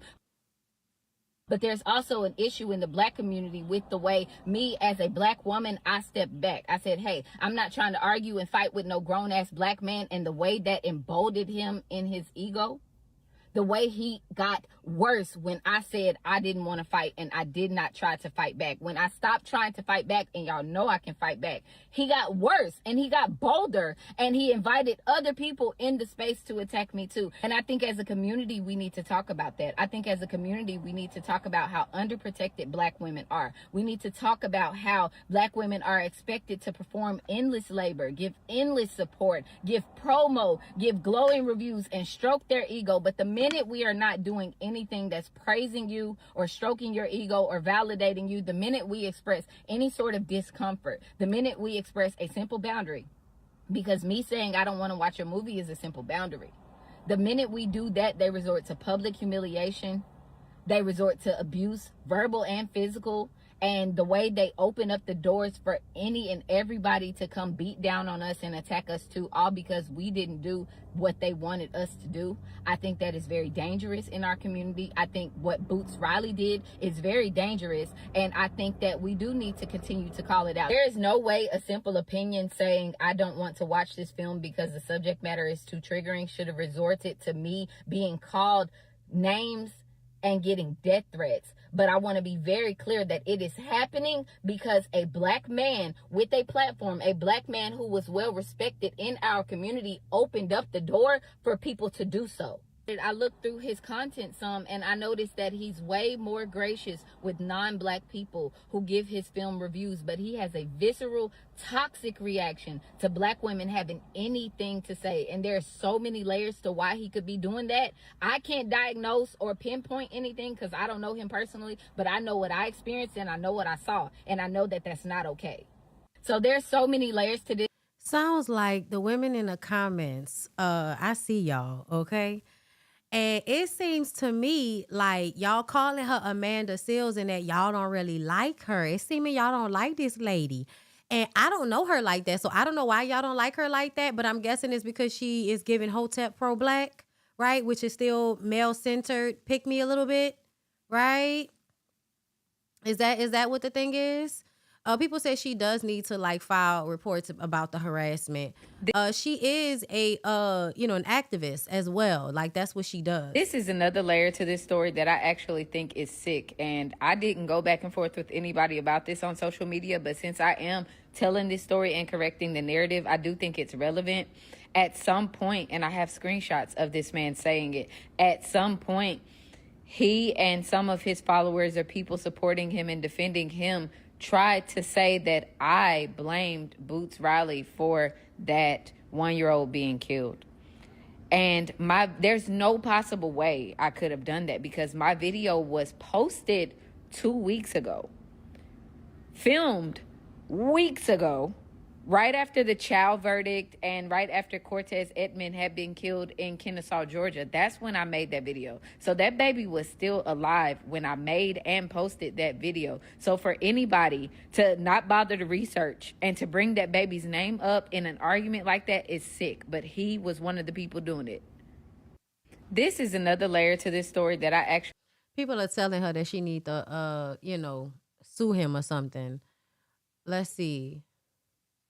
Okay, so let's talk about another layer to this because this is his partner. Girl, it's so many layers. It's not just proximity to whiteness. It is an immersion in anti-blackness, though, for sure.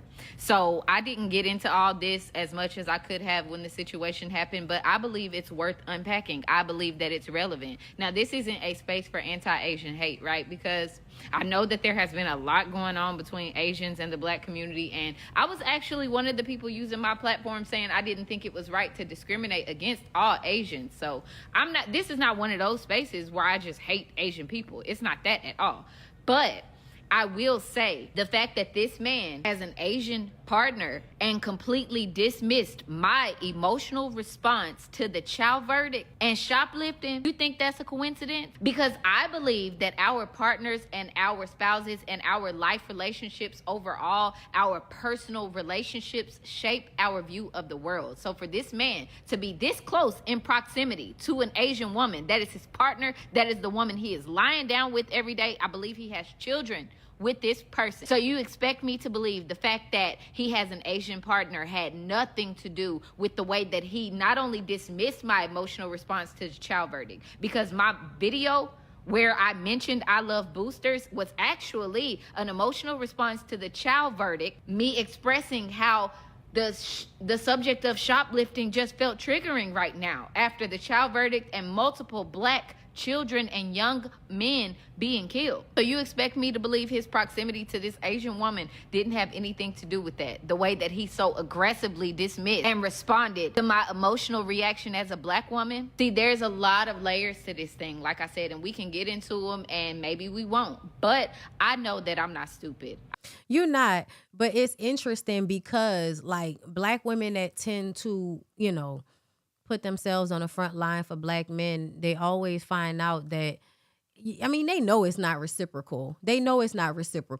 But the way they end up being, attacked by black men, I think always shocks them slightly because it's like me still, even though I'm doing all of this, right? Even though I'm doing all this activism and I'm just saying based on what's happening to black, but you got to know these niggas don't care about that shit. Niggas don't care about that shit. It's so unfortunate, girl. And I think it's fucked up. And I did want people to know. Because what the fuck is wrong with him? I see somebody said his brother sent her an apology and said that he's a narcissist. He has to be with pork chop sideburns in 2026. Something has to be wrong with a nigga that wears pork chop sideburns in 2026. Like, it wasn't a good decision back when it was in. Look at you now. So this is what Diva sent me because we was trying to show y'all Jenny Shimizu, who was Angelina Jolie's girlfriend back in the day. Okay? So cute. Do you hear me? So cute. Girl, probably the reason why one of my first girlfriends out of high school was a Vietnamese girl. I do not discriminate. Angelina, who knows how to stir up a bit of a fuss, during the promotional tour, said that you had fallen in love with someone during the filming. Do you remember that? Mm-hmm. With whom? Jenny. I got very close to Jenny. Were you just promoting the film, or were you talking from the heart? No, I would never do something like that. I thought she was a beautiful, magnificent woman, and I didn't see... I just said it because it was what I felt. Not for its shock value. No. I would still find that strange that people get shocked by something like that.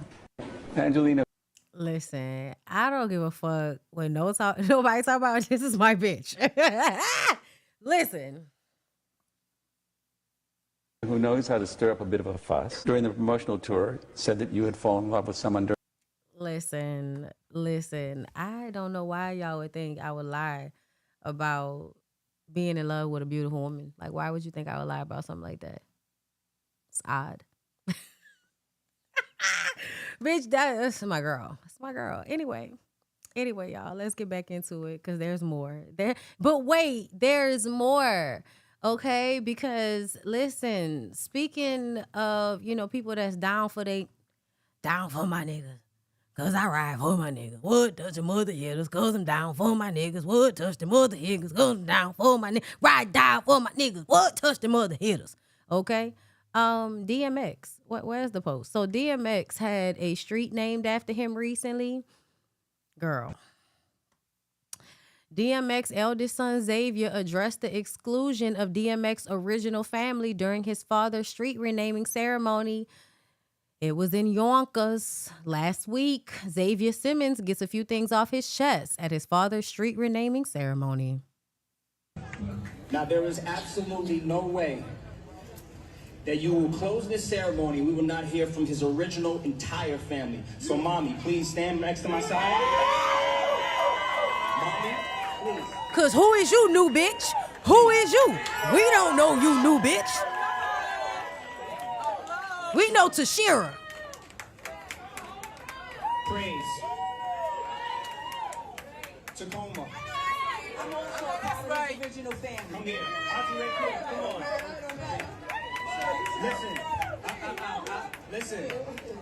Listen. Now, there is absolutely no way that you will close this ceremony. We will not hear from his original entire family. So, Mommy, please stand next to my side. First of all, why this nigga ain't got no shirt on under this blazer? Like, what's going on? This whole thing fucked up. This some old fucked up family shit. This gotta be some old fucked up family shit. Girl, this nigga ain't got no shirt on. Please. Sean. Praise. We are here. Firstly, thank you to the entire city of Yonkers. Hold on. Thank you to Mayor Spano. Thank you to Tasha Diaz. And thank you to Cherie. Thank you, Trevor. Without your groundwork, foot on the ground, none of this is possible. This is your vision.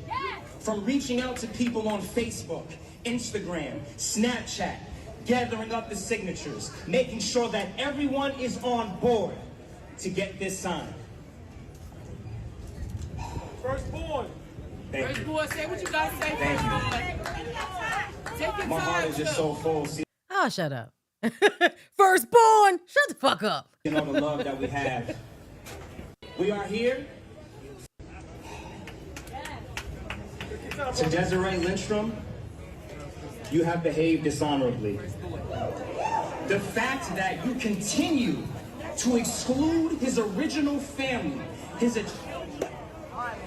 Oh, not they cut the mic. They cut the mic. They cut the mic. They cut the mic. Nigga went. My mother and father built this empire from the ground up. Like the city loves us. We will always be remembered in this city. Now. Wow. They can't hear you.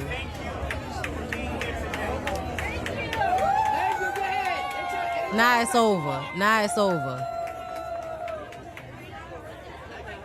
Is she in Sashira face? Is that the new one? Is that the girl? You was a fiance. You wasn't even a wife.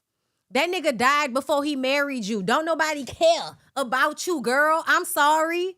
He cared. He cared. But guess what's going down? How you go? Girl, what? All I want is you. My name is Desiree Lindstrom. I was Earl's fiance and the mother of his son, Exodus Simmons, and co-administrator of his estate. What type of games are being played? How's it going down? It's on till it's gone, and you got to know now. Is you with me or what? Ain't no trying to give me a nudge just because honeys want to give me the bud. What? Now politicking with the chicken, wondering if she gonna greet me. Little hood rat bitch from 25th named Tamika coming through like I do. You know, getting my bark on. Knew she was a thug 'cause when I met her, she had a scarf on. 54'11", size 7 in girls. Baby face. Looked like she was 11 with curls. Girlfriend, remember me? Way back. Wave cap. Used to blaze that. I'm not going to do it with y'all. Along with his daughter, Sasha. Sorry. We are here today to celebrate a man who truly loved the city that raised him. His talent took him all over the world, but he never forgot where he came from, and he never stopped representing YO. And today, his city is returning that love. Before we get into it, I would like to take a moment and acknowledge the individuals who made this event even possible. First, a big thank you to Mayor Spano and the City of Yonkers for his honor. Can't get up. This man, all right. That man right there really is a DMX fan, which we love so much. And D, thank you. Today would not have been possible without the hard work that you put in and to get this off the ground. Thank you. We appreciate you so much. My name is Desiree Lindstrom. And Councilwoman Tasha Diaz and the City of Council, thank you for getting behind this idea and helping us make sure Earl gets his flowers. Let's give it up for them.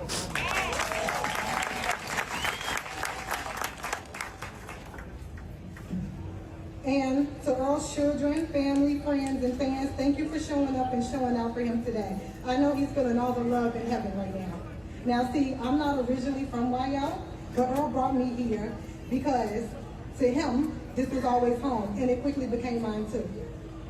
I've been welcomed and embraced by the community, but I've really felt the love and support over the last 5 years. It completely means a lot to me, so thank you all, and now I'm gonna turn it over to Sasha.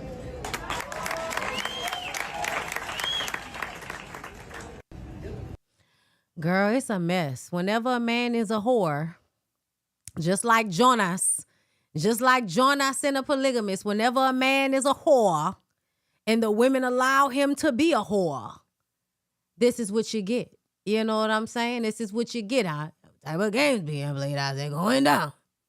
Okay? Girl, it's a couple of things. So this was Tashira. Because it's messy.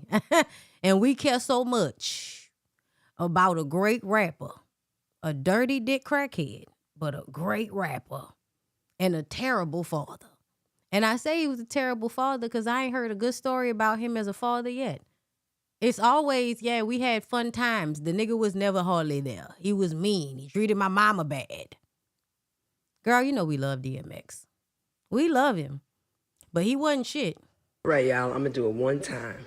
I'm gonna be messy one time. Did my son expose these devils?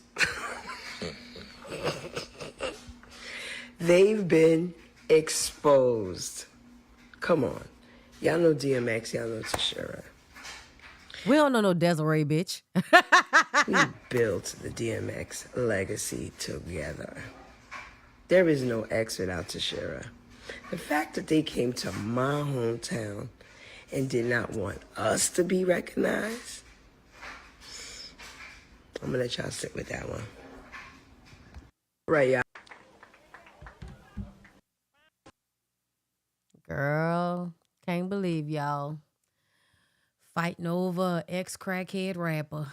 My God, on today. I get it. DMX, I always say DMX is one of my favorite people when it comes to like entertainment industry. He was honest and he was real.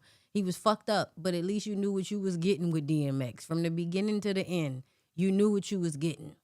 However, I still think that he is one of the biggest examples of letting terrible niggas be terrible because they have gifts. because they can be emotionally honest at times. But he was very much narcissistic, even in the music. You know what I'm saying? But like Earl, I feel like Earl wasn't good enough to them people. Earl was not good enough to them people. He was clearly a paranoid schizophrenic that never took meds. Is that what it was, girl? Because, you know, I believe in general, black men be walking around with a whole plethora of things they need to be on some actual medication for, but refuse to go to the doctor. So, you know, yeah, he was very raw. His music was some of the realest shit that anybody has ever made. But he was messy and he was mean and he was disrespectful and he was a whore. And I think that caused a lot of issues when it comes to his family. And I think because he was able to have money and be successful for as long as he did, it even made it worse. But I feel like, you know, we used to be begging for Tashira to leave him. We used to be begging for Tashira to leave him at some point because she was like one of those women that you just saw going fucking through it. And I do understand Tashira wanting her just due because at the end of the day, it was her, I believe, a lot of the times that gave him somewhere to be, that kept him safe at times, that built him up when he needed somebody to take care of him. Like, at the end of the day, Tashira poured into DMX so much, and DMX did a lot of fucked up, disrespectful shit to Tashira over the years. And I just think, you know, and yes, I remember that Iyanla Fix My Life episode, and that was when I had to really come to terms with how he was unreachable as a father. And when you are somebody that your kids can't reach, you're usually abusive and you've caused so much hurt and betrayal that you could never make up for. So you walk around feeling like I done fucked up so bad, I know I can't make it right, so why even try? And, you know, that's how it felt. That's how I felt with DMX. And it was just disappointing. It was even more disappointing for him to die the way that he did. He was greatly loved by a lot of people, including myself. So, yeah, it is very sad. But it is what it is. And that's why I feel like at some point, yeah, Tashira, you want your just due. And I'm glad your son stood up for you. Like, y'all can't act like, you know, she wasn't a part of how he was able to get to the performances, how he was able to stay on top for so long was because some woman was there helping him and keeping him on track when she could. But outside of that, like, the way I would never be fighting over this nigga. And girl, bitch, you came in at the last little 5 minutes. You got with DMX when he wasn't even at the height of his success, and you think you supposed to matter like that? Like, I wouldn't even, no. Like, to me, it was just fucked up. But you know how hoes are. Hoes always want to find a man to make them feel special. It's always the young one. Girl, this ain't that much different from the Polygamist. The way Lindani was down to the funeral. I deserve to bury my man. I deserve to bury my man. Girl, you ain't, girl. You ain't even been here. You don't even go here like that. The fuck? Nah, but anyway. I saw this at the same time as all that stuff was coming out. They said that Tashira was the one that got all the signatures and did like all of the groundwork to make sure that that shit got done. So it even more so. Girl, go sit down somewhere. Lord have mercy. Young girls don't know what the fuck to do. That wasn't your place. I don't think so. I think that Tashira should have been inviting hoes on microphones, if anybody. You want to talk about a goddamn legacy. So after filming Romeo Must Die and collaborating on Come Back in One Piece, which was my shit, DMX and Aaliyah became extremely close. Fans loved their chemistry, but according to DMX's ex-wife, Tashira Simmons, she struggled with what she saw.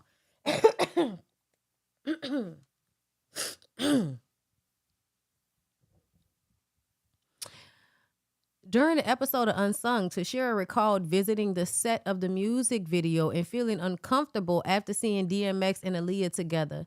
She admitted she became jealous and said she felt like ripping up the whole set. However, what really stood out was that Tashira wasn't only upset with DMX. She also admitted she was angry with Aaliyah because in her mind, Aaliyah knew DMX was married and should have respected that boundary. Looking back, Tashira acknowledged that her emotions may have gotten the best of her in that moment. Now fans are debating who, if anyone, was wrong. Some people believe DMX was responsible for maintaining boundaries in his marriage. Others feel Aaliyah should have been more mindful if she knew how close the friendship appeared. And then there are those who believe nothing inappropriate happened at all and that Tashira's insecurity simply took over. That's what I believe. I wasn't there and I was young, but I don't ever remember feeling like DMX and Aaliyah was fucking around. Like, it never came off like that. It always came off like she was his little sister and she saw him as a big brother. Like, I know that in the video, she's rapping the girl part of the song, but it never felt like it. Am I tripping, y'all? Y'all tell me, because I know some of y'all are older, so y'all remember this time a little bit better than I do. But I don't remember it ever being like that. Like, it always felt like it was like a little sister, big brother type of vibe. It almost felt like he was protective over her, if anything. But I don't remember feeling like anything sexual was happening between the two of them. Boundary, she was probably, and I think at some point in the video, no one thought that. Okay, that's what I thought. I was like, girl, I feel like if we thought that happened, we would have been talking about that, but nobody ever thought that. Girl, I imagine you come on a video set and it's this beautiful young girl and she might have hugged him or he might have been in between her legs on the remember when they had that moment in a video where they're on a stoop and I think he was sitting in between her legs or something like that.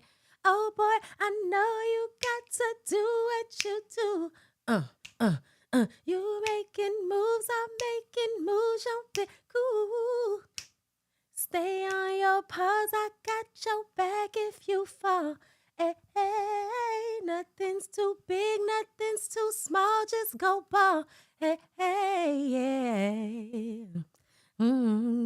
That was my shit. Leave street behind, streets I'm fine. That's why I sleep till 9, out by 10, back by 10, sleep till 9, do it again. If you love something, let it go. If it comes back to it's yours. It doesn't, fuck it, you'll never know.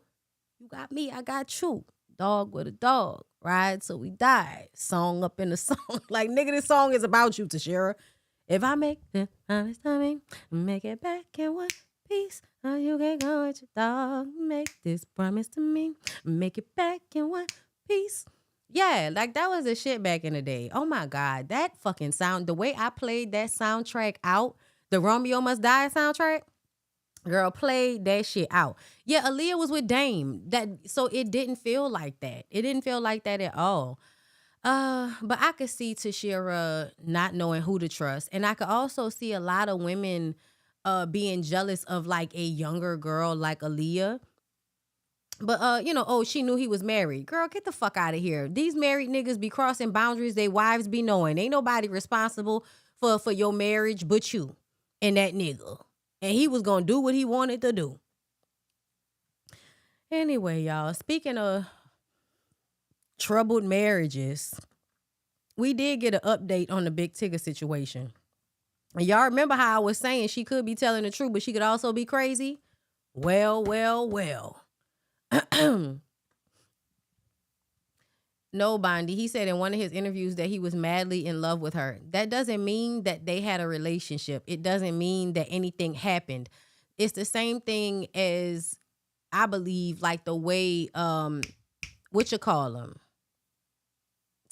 The way Timbaland talked about Aaliyah.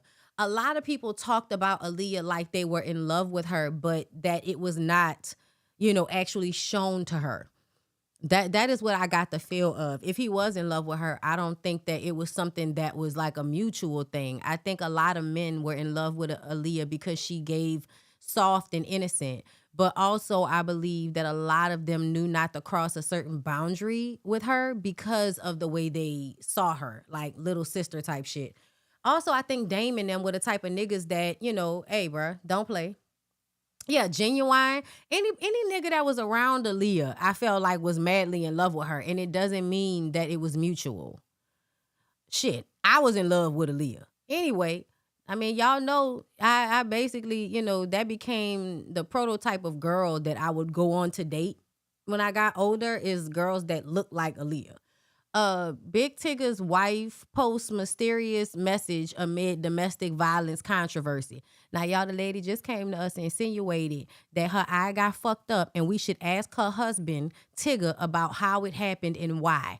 And now she then came to us after he said, just waiting on my apology. Good morning, Lynn. I think that, no, she said, just waiting on my apology. And then Big Tigger came out and said everything was false. Hold up. And then Big Tigger's wife, Alicia, clarifies, I have never called my husband an abuser.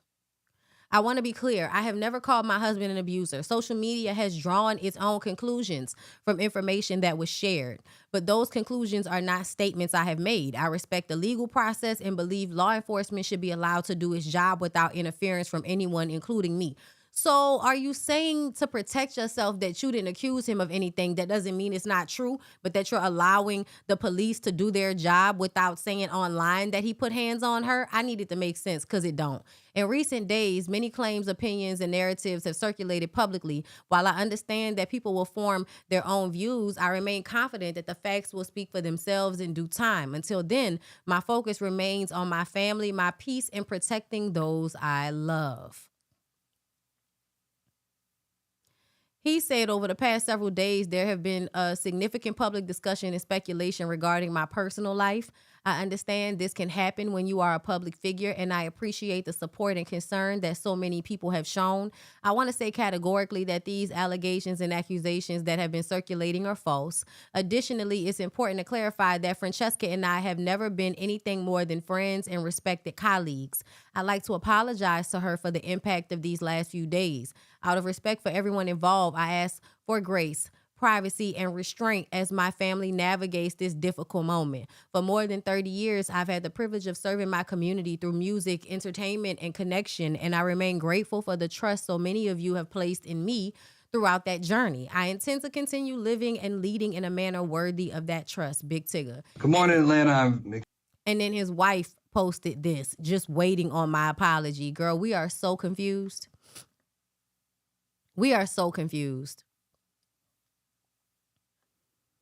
I don't know what's going on. I don't know why you had to bring us in it. I don't know why we had to be in it at all.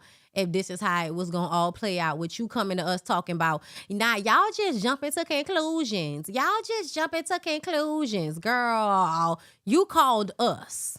You called us on the phone, because when you come down to social media, you are calling us on the phone, girl. You called us on the phone.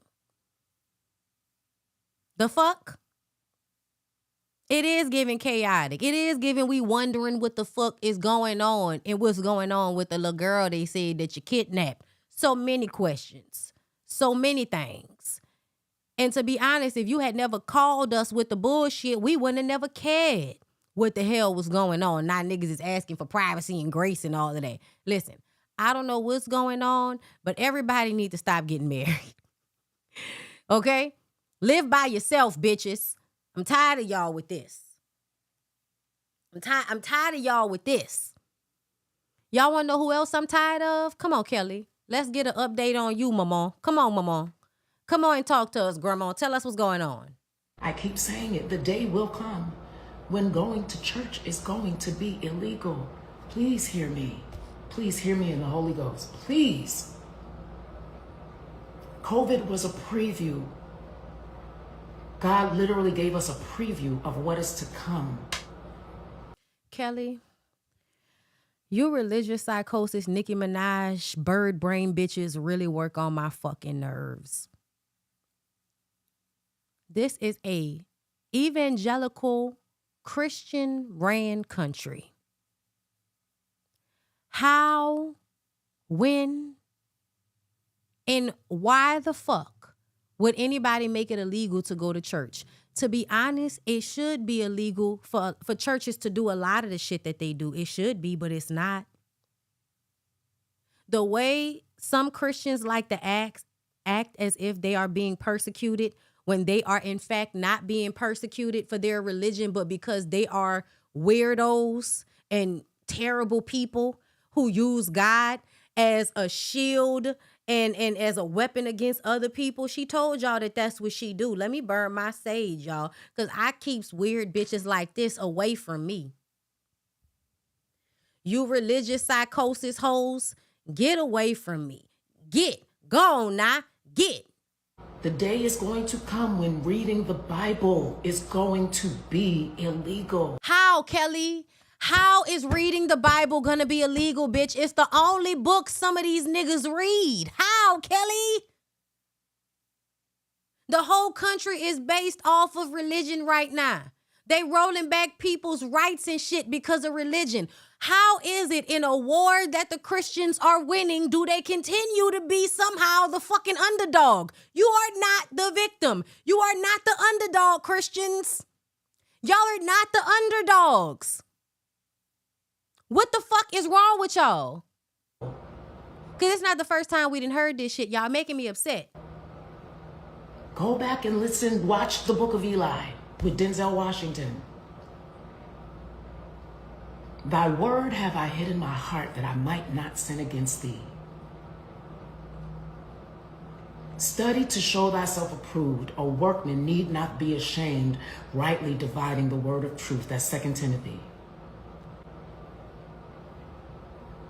It be some of the worst people that you ever meet in your life. Some of the meanest, nastiest, most narcissistic motherfuckers that can quote a Bible verse like that. Don't just study, but study to show yourself approved. And then rightly divide the word of truth. I keep saying it, the day will come when going to church is going to be illegal. Like the person in control of our country right now has his own fucking Bible. He sells them. There's a Trump Bible. How the hell is it gonna be illegal? There are too many people who are out there. This that bullshit that Nicki Minaj was talking about. They were persecuting everybody over there, but let the Christians act like they the only ones being persecuted. They're turning scriptures into their own personal cult language. Study it and ask God to give you revelation. What does this word really mean? Lord, I want to do your will. If it's that fucking confusing, maybe you don't need to, I'm going to leave y'all alone. But if you so confused by the word, girl, maybe you don't need to be reading that word.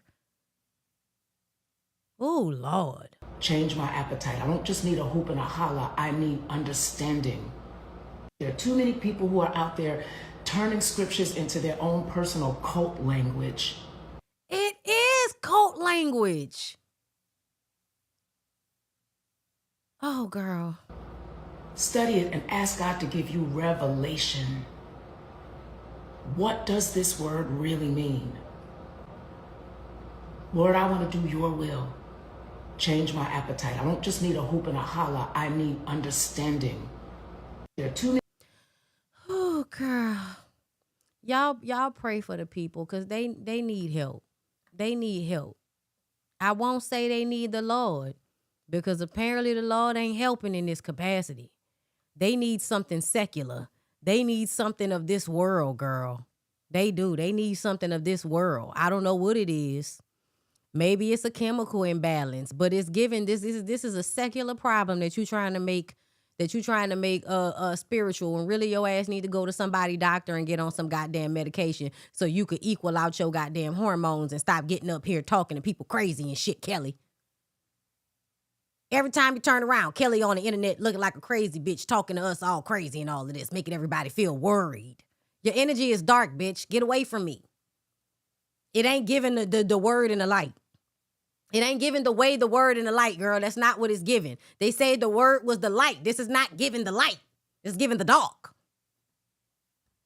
And I live in duality, but you bitches like to act like y'all be all light and it's giving all dark. That's what I'm just saying. That's what I'm saying.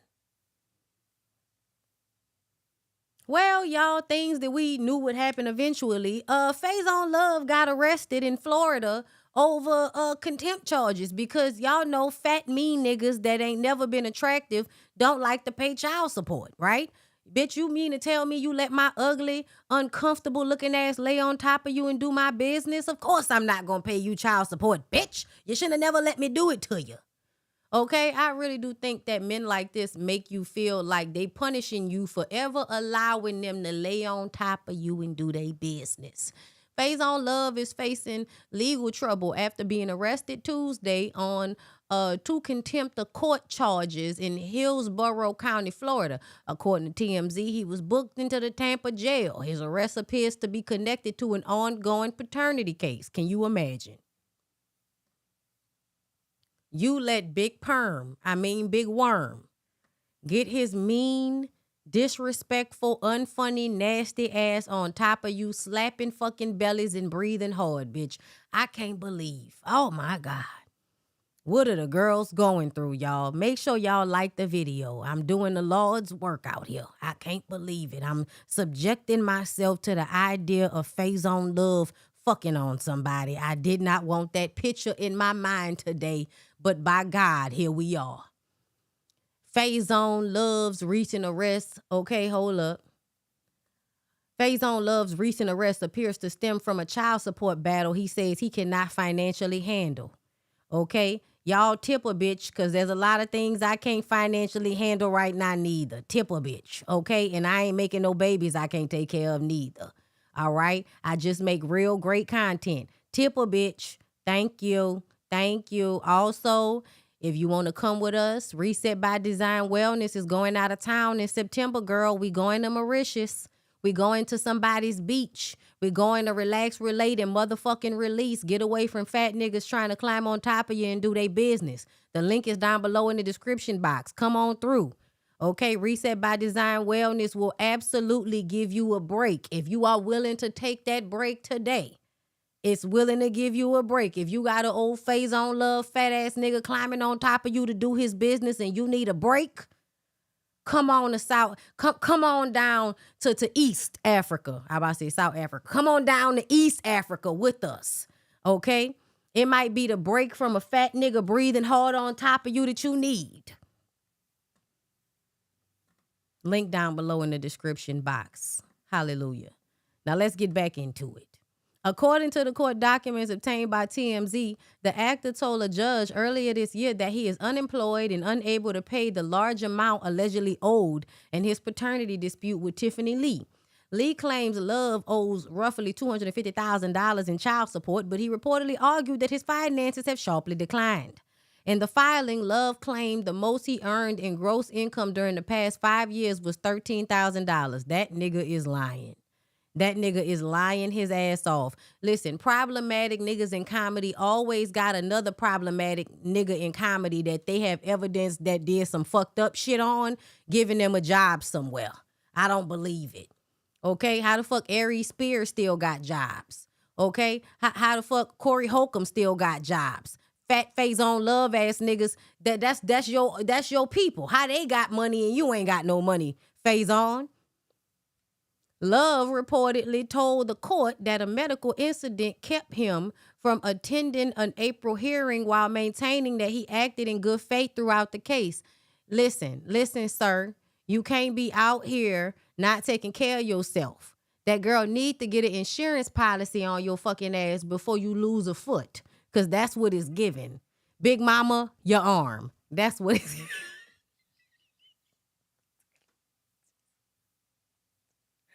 And it's only because I really can't stand this man, y'all. I feel like this man is terrible. I do.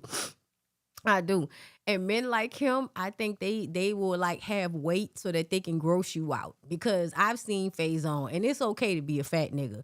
But the way Faison is a fat nigga, I feel like you doing that on purpose. That's how I feel. Okay?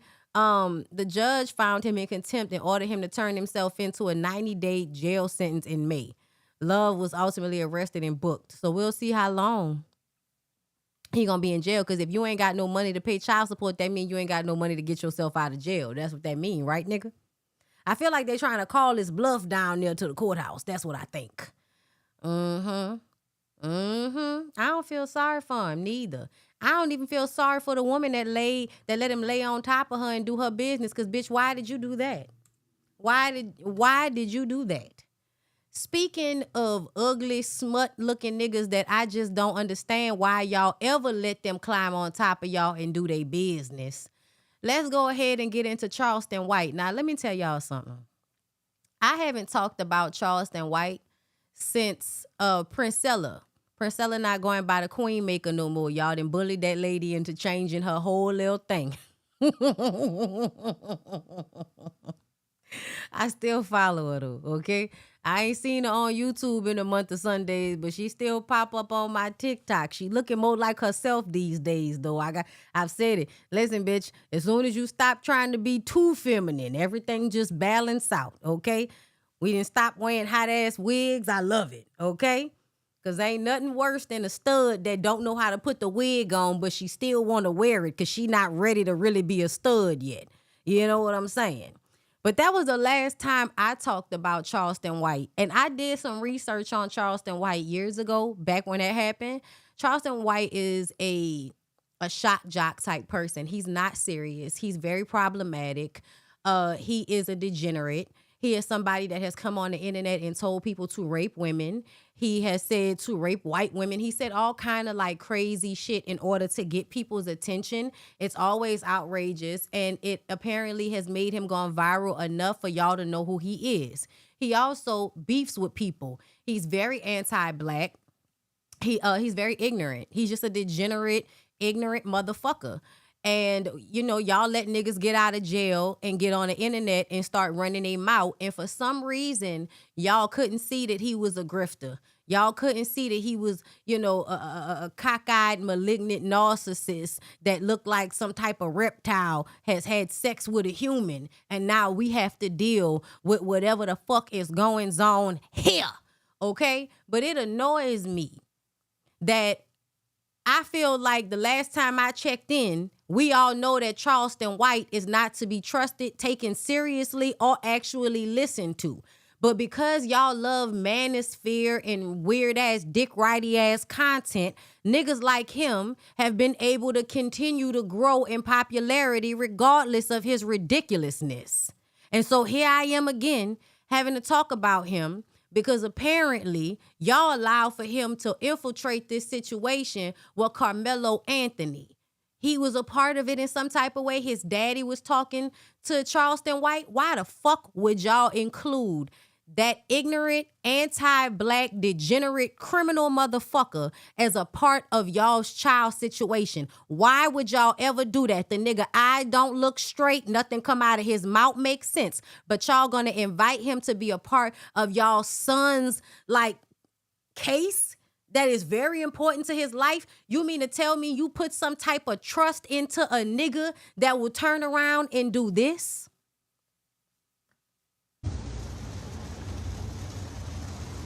This the type of nigga that'll do you worse than the white people because he wants to be received well by the white people.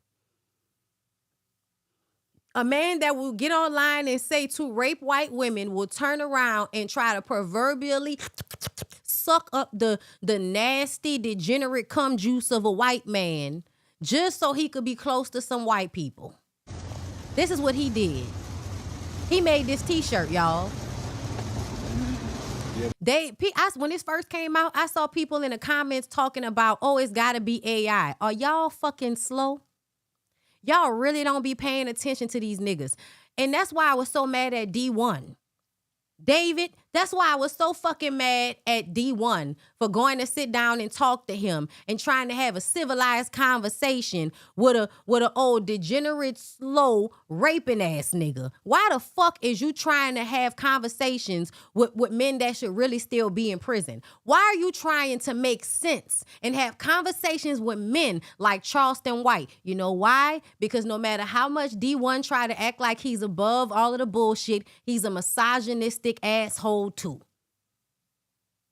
He is. I'm sorry, y'all. I hope I don't see him on the street, okay? Because I normally speak to him. I'm not speaking to the motherfucker no more because I can't stand when you niggas turn into the misogynist we all knew that y'all was, shaking hands, trying to be cool with this fuck ass nigga. Y'all don't have no boundaries. Y'all act like y'all stand for shit, but the only time you stand for something is when you knocking money out of some woman's hand, when you trying to knock a dick out of some woman's mouth. That's when y'all want to stand for something, when we can talk about the sexy reds of the world, or when you can go viral for starting some shit with all the degenerate old ass rappers who got fat ass pregnant stomachs because of all of the lean that they drink. Now you want to say some shit. It makes me upset because when you pretend like you care, when you pretend, oh God, and all of that shit, but you go sit down and talk to somebody that is really a snake, grimy as fuck, no integrity whatsoever, and then y'all make me mad because y'all think something wrong with me because once I see who somebody is, that's who they are. I don't argue with it. I don't explain it away. I don't assume they're sorry. I don't assume they've changed. I go off what people show me and the shit that they say about their mouth. What they say and what they do. That is what I judge people off of. Y'all want people to always be, oh no, that was then, this is now. So what? The fuck that mean? Time don't change shit all the time. Time sometimes make motherfuckers worse. Make sure y'all get y'all Carmelo Anthony watermelon filling shorts.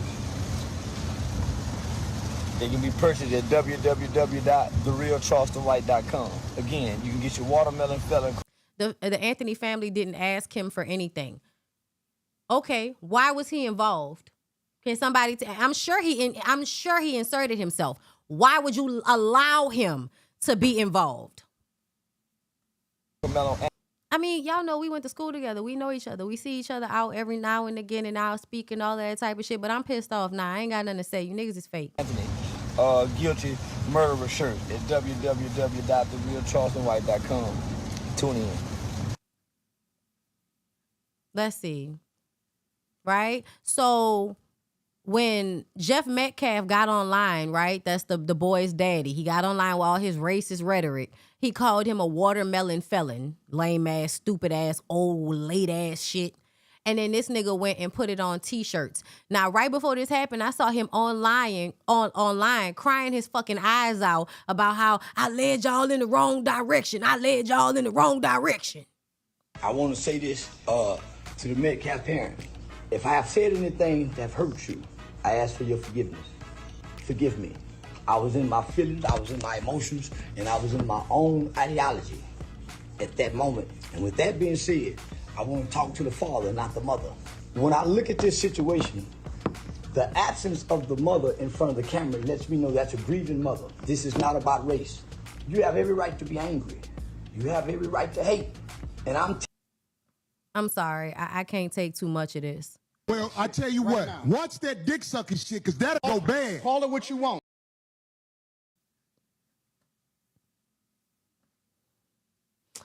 Charleston White turns on Carmelo Anthony, threatens him in prison, and sells watermelon felon shirts.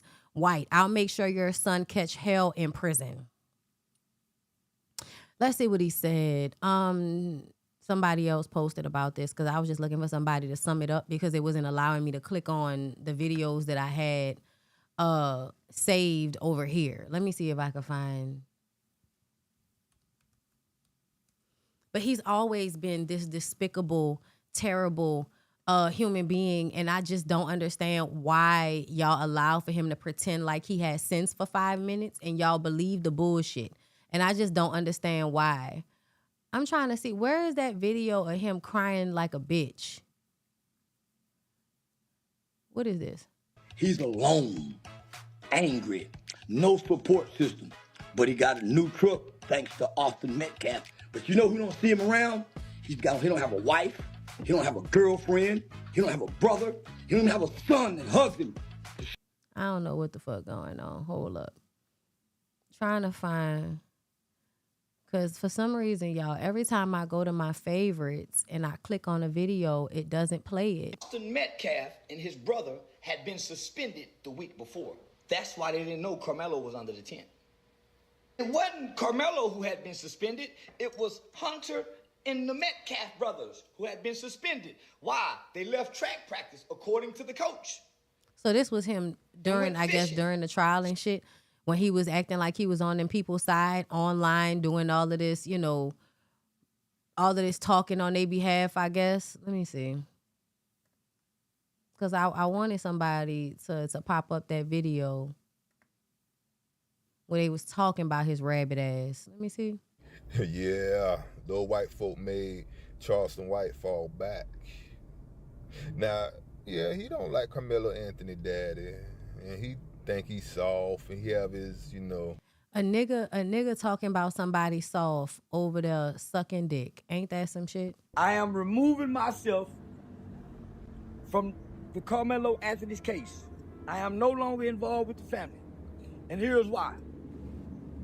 I was starting to feel like I was being used for my influence and my connections and resources. When I tell you we raised over $1 million. Somebody said this man is smarter than a lot of people think. He's smart in a way that he is, he's malignant and he's manipulative. And men love other ignorant, loud niggas that say the stupid shit that they're too afraid to say, right? And so as long as they're misogynistic, sexist, dickhead men, then he's always going to be able to have people to pull from. He's not that fucking smart. Most people are just dumb. One day, privately, quietly, they wanted to start another GoFundMe. I said, no, I'm not doing a GoFundMe. They wanted to know, after we pay for the pill, will the money go to them? No. The extra money don't go back to you. It goes back to the people who gave it. It don't go to nothing else. The money is for the pill. His daddy in the way. I don't like weak. I hate weak men.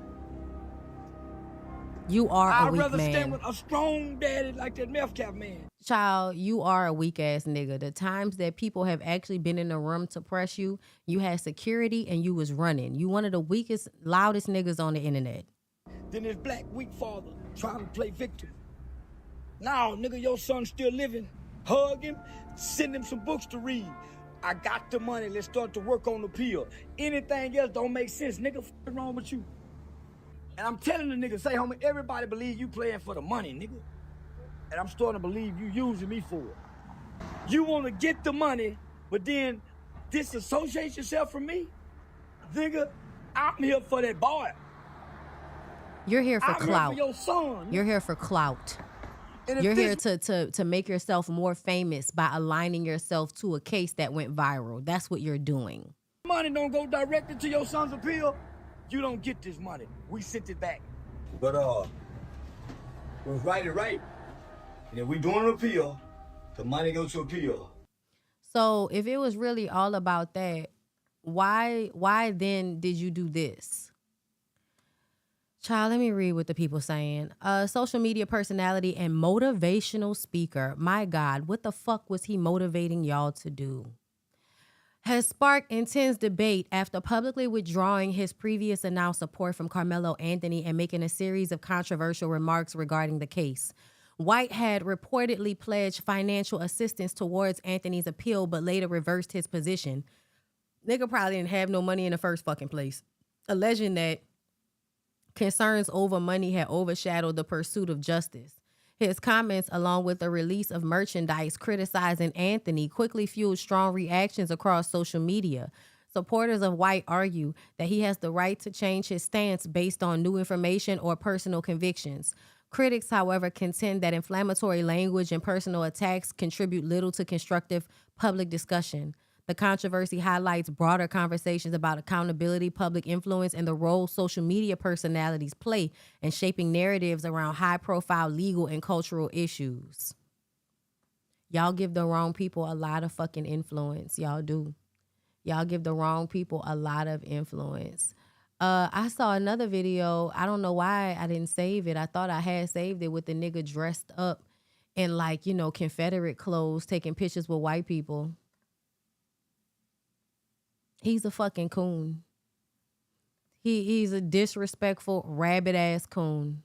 See what I'm saying, y'all? I don't know why. Every time I click on a video, so then like, I don't know what the fuck is happening on TikTok. It's extremely annoying. Y'all see how y'all see the video? If I click on it, it doesn't go to that. It's acting as if I'm on my video page and not my favorites page.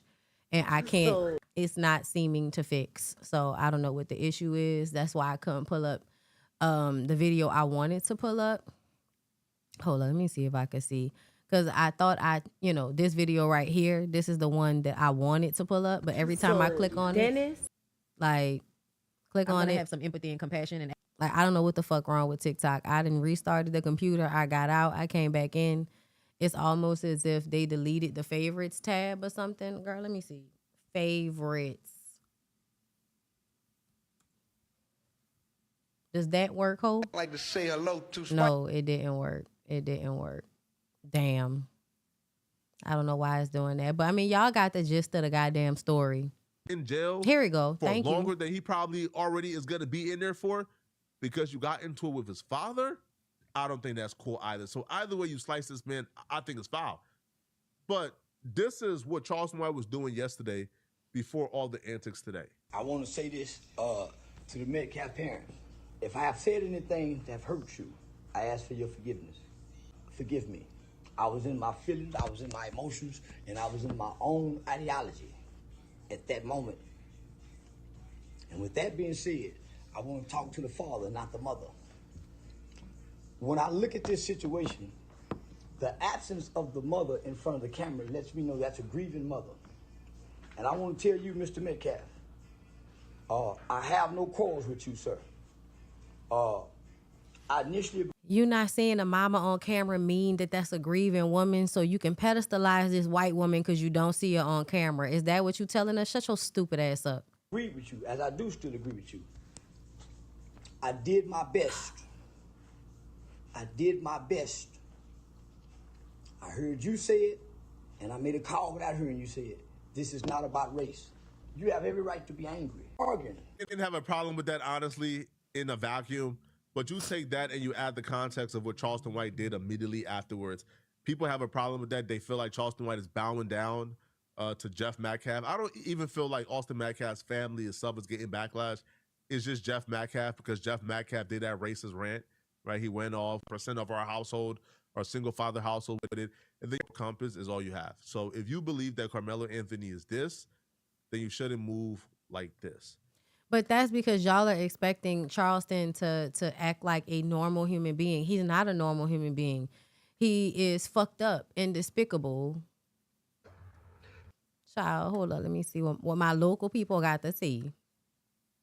You fake, phony, food flaw, fraudulent, fugazi, flip-flopping ass bitch. Here we go. Yeah, I'm putting up the $75,000 for the kids' appeal. Oh, so yeah. Yeah, I was just watching a video on that when you called. They need 150, but I'm putting up 75. But I'm trying to raise $1 million. And the black people go wild. Charleston. And I wouldn't have even wanted no money from that nigga. You couldn't have, I wouldn't have wanted nothing from, I don't care what he got. Get the fuck away from me and my family. And all of this forgiven. Something ain't right about this. Charleston White? Being black? Carry on. I'm off the Carmelo Anthony case. I ain't putting no goddamn money toward that boy. Or his dad too goddamn weak for me. There you go. Once a always a I don't like a weak. His dad ain't willing to die, kill, or go to jail. Nothing. Die, kill, or go to jail. What? Man, it's a court case. It's a legal procedure. He filing for an appeal. He need a fire lawyer. What the is you talking about? Die, kill, or destroy? This ain't no street shit. He really just be saying anything, yeah, bro. That nigga just want some bills paid. Carmelo, my heart go out to you if you ever see this video one day. I'd rather stand with the Jeff Metcalf than I would with Carmelo that.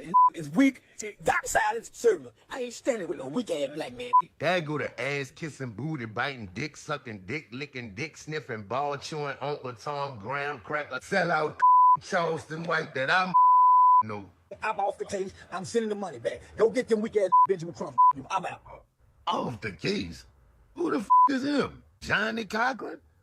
Robert Shapiro? Man, this nigga is a clown, bro.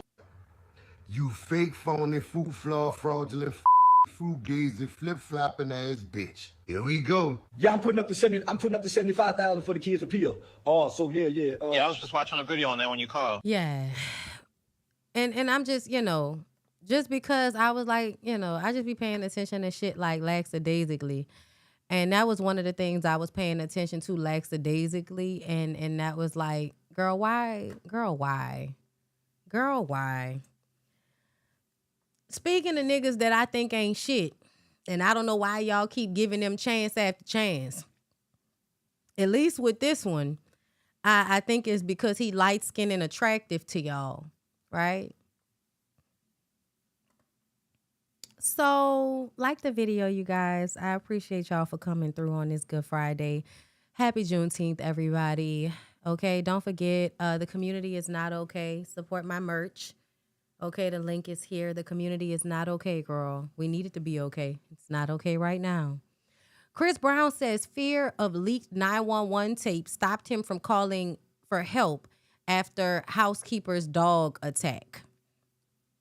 So, in my mind, this is like an episode of Columbo. I don't know if y'all watch Columbo, but there's an episode of Columbo where this man kind of set it up for his dogs to attack somebody and kill them.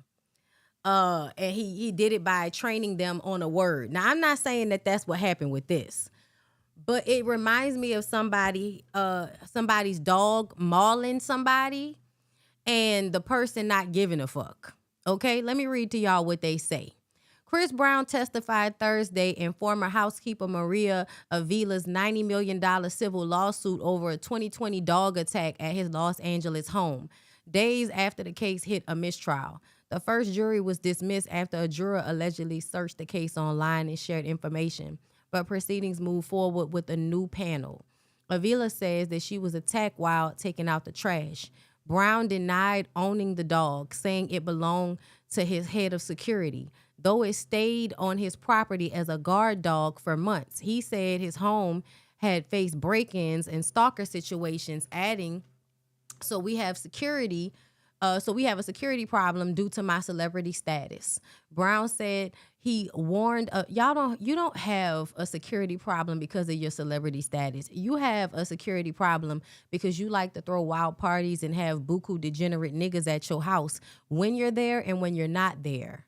To me, a lot of crazy shit happens at Chris Brown's house, and I think it's because he always got some weird-ass niggas all in his house. And it's because he's a weird-ass nigga that needs a whole bunch of degenerate other weird-ass niggas to be around him so he can feel normal amongst them, right?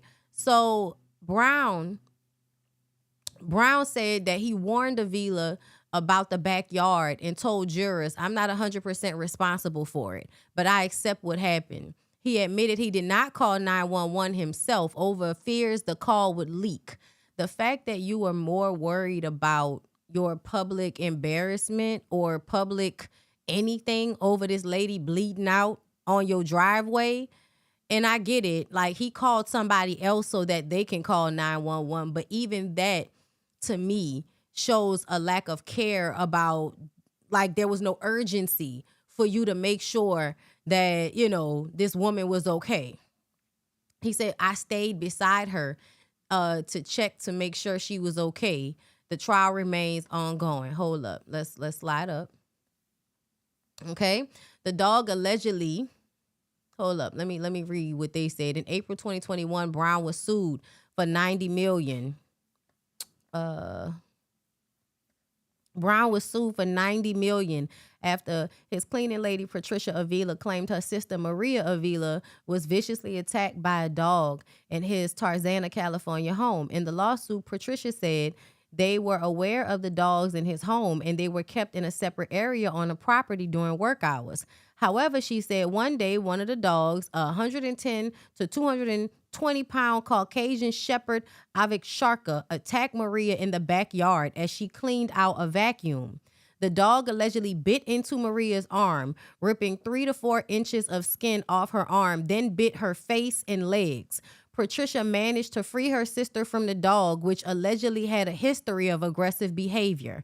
She said she feared her sister was going to die due to the significant amount of blood loss. Avila said her sister underwent multiple surgeries and has since suffered from emotional and physical injuries, including PTSD, anxiety, and panic attacks. She accused Brown of neglecting to protect them from the dog. On June 16, 2026, a judge declared a mistrial after somebody was online and then told all the rest of the jurors about what they found online, which honestly felt like it was intentional. To me, I would be checking motherfuckers, accounts and all of that. Because you're not supposed to get online and look up anything about a case. I know y'all stupid these days, but for you to take it back to everybody else, you got the whole trial thrown out. And it seems intentional. It seemed like something you would pay somebody to do. Okay? I don't know, but the fuck?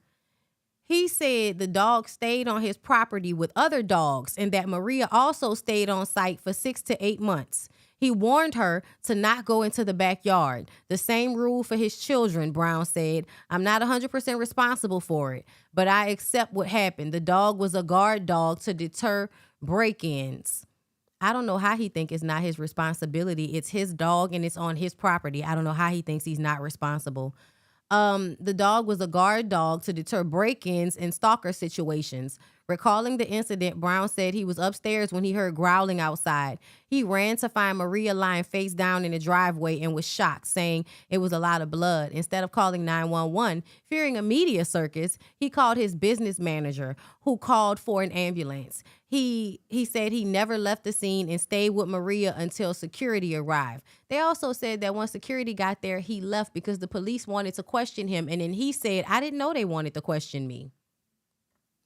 Sounds like somebody that's trying to avoid accountability for their reckless behavior. To me, I think that Chris Brown don't care about nobody. I think he's like probably, in my mind, I don't know this for sure, but he comes off as a sociopath. He comes off as somebody that doesn't really care about anybody else. He pretends as if he does.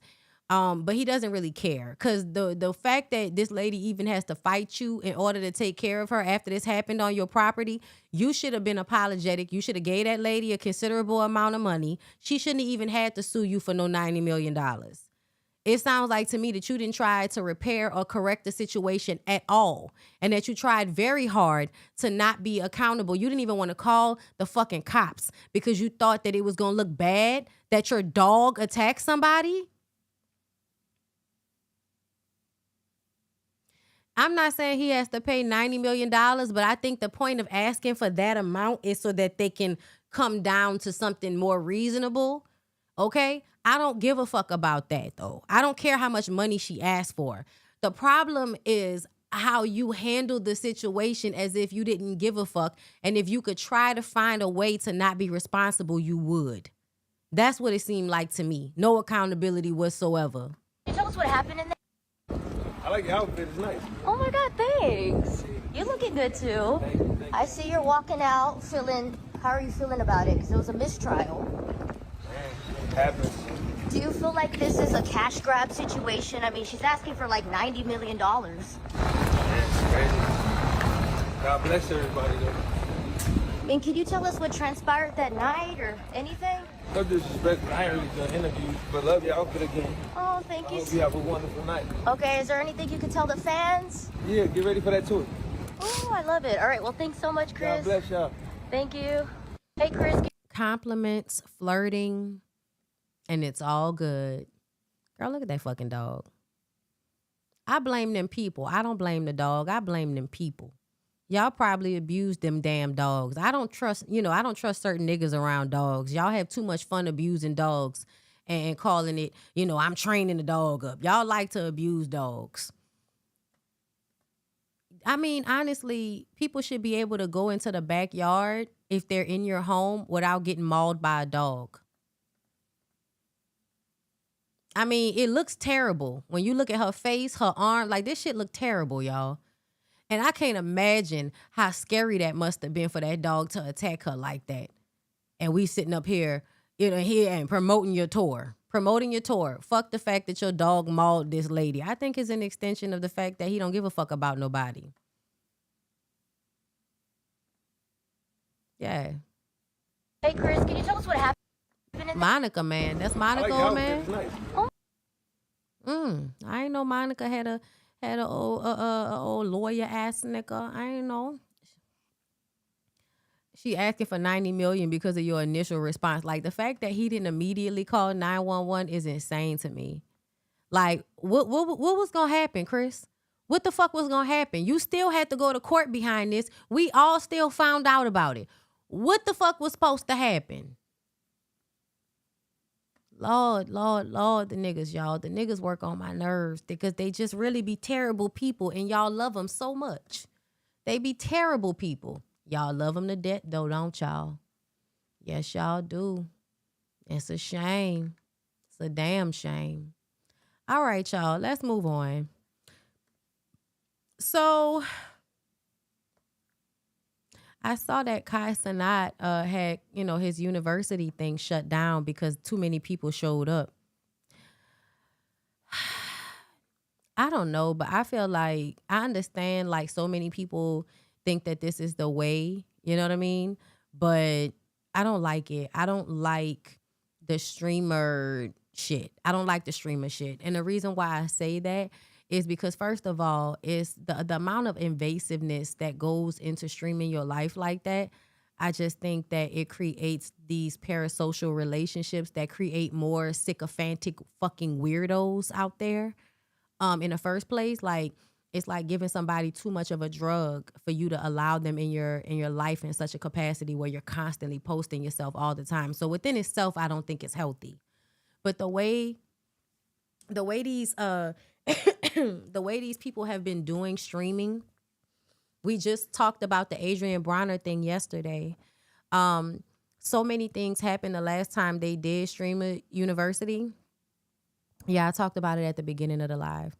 So many things happened at Streamer University last time that I just feel like it's an unsafe environment. And I think that this just shows even more so how it's an unsafe environment because so many people were willing to show up to become, a part of this university, hoping to go viral and get this clout so that they can, get the money that's attached to all of this. And I know, this is the future, I guess.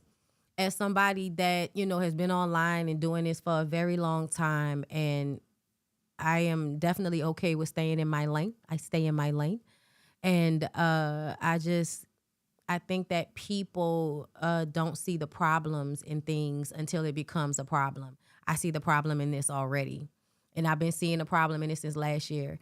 It seems like a place, the university whole thing, like the whole thing of streaming, bringing girls and different people into these homes where you stream and you do things purposefully to be entertaining. And a lot of it is toxic, fucked up, degenerate bullshit. Women end up getting assaulted. Niggas end up having all kind of shit happen to them because you're around a whole bunch of weird ass people that are willing to do anything for attention and clout. That's a dangerous place to be in. A whole bunch of desperate people that will do anything for attention and clout on the internet is a dangerous place to be in. And I feel like this is something that's happening with a lot of young people. A lot of young people are thinking that, I can just become a streamer and, make millions of dollars off of that. And you possibly can because of how Cenat has moved. But Kai has also had a lot of things happening around him that are not good. He's had to take breaks and go fucking read books and change his image because of the things that have happened on these live streams and the type of environment, because it is mixed with manosphere. Right? It's mixed with pink pill. It's mixed with all of these different ignorant ass ideologies that are so polarizing on the internet. So you mixing in young, sexist, misogynistic, coochie hungry gay niggas that want clout with young girls who think that if they flirt enough or they're nice to the right person, it's gonna get them the attention that they want. Look at what happened with Cooking with Kaya. Like, I just feel like we have not heard these people fully come out and tell their stories 100%. But I feel like a lot of fucked up things happen in these settings that is not yet really being talked about or dealt with. And, they had this meetup and it was way too many people. They had to shut it down. Most of those people probably should have been doing online admissions and not at, showing up to the State Farm Arena, completely, over capacity for what they were prepared for. And a lot of people think that, they're good at being streamers and nothing is interesting about you, bitch. Because if it were, you would have created a certain amount of people for yourself anyway. Child. I saw, as someone who used to plan and work events, Cenat's lack of responsibility in this area makes me nervous. It's just a matter of time before something tragic happens. He don't look like Diddy for no reason. We'll see how it all plays out. But he's moving in a way that feels very strategic, but also feels very harmful. So I don't know. We'll see how it all plays out. But the nigga don't look like Diddy for no reason to me. Especially now that, you know, we see what things take place around him. Not necessarily that he may be doing, but I think he creates space for a lot of fucked up shit to take place if people aren't paying attention. That's what I think. So we'll see. Yeah, we are in desperate times. So we'll see how it all plays out.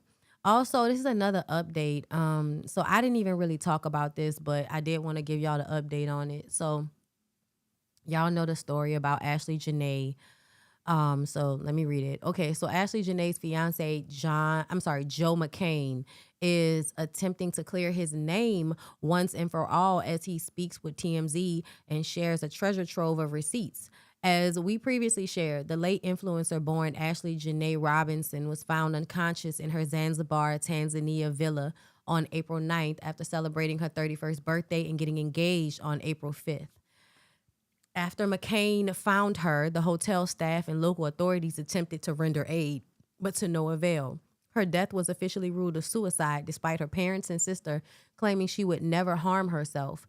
Earlier this month, police officially cleared McCain of any criminal charges. However, the court of public opinion had already convicted him from day one. So he began fighting to clear his name with the public. On June 4th, he began posting his POV and receipts on Instagram under the handle I Cannot Tell You. McCain also created a website where he shared an interview with TMZ's Charlie Neff, further telling his side. He begins by alleging Janae suffered from childhood trauma but hid it from everyone, including her family. I don't believe him. I'm sorry. I don't believe you. You're an older white man with a young, black, beautiful woman. I don't believe you, sir. Like, you have every reason in the world to harm this woman based off of how men act and how white men act. He said that he continued to allege that as she silently suffered from declining mental health, she learned she may not be able to conceive children. So you wanted to marry somebody who is declining in mental health and can't conceive children? I don't know why I find that hard to believe. He said that only worsened her alleged depression and anxiety. McCain said Janae picked Zanzibar for her birthday and planning the whole trip. However, once they arrived, her recently growing outbursts continued. McCain said during one of their heated arguments, Janae told him to go ahead and call off their engagement, to which he refused. Eventually, he gave in, and he claims that she destroyed her villa and ended up ending her life. They could have wrote that better. McCain also shared alleged troubling messages Janae sent to family and friends and ChatGPT over the years. McCain also told TMZ that in Janae's honor, he is planning to create a nonprofit foundation dedicated to preventing self-harm.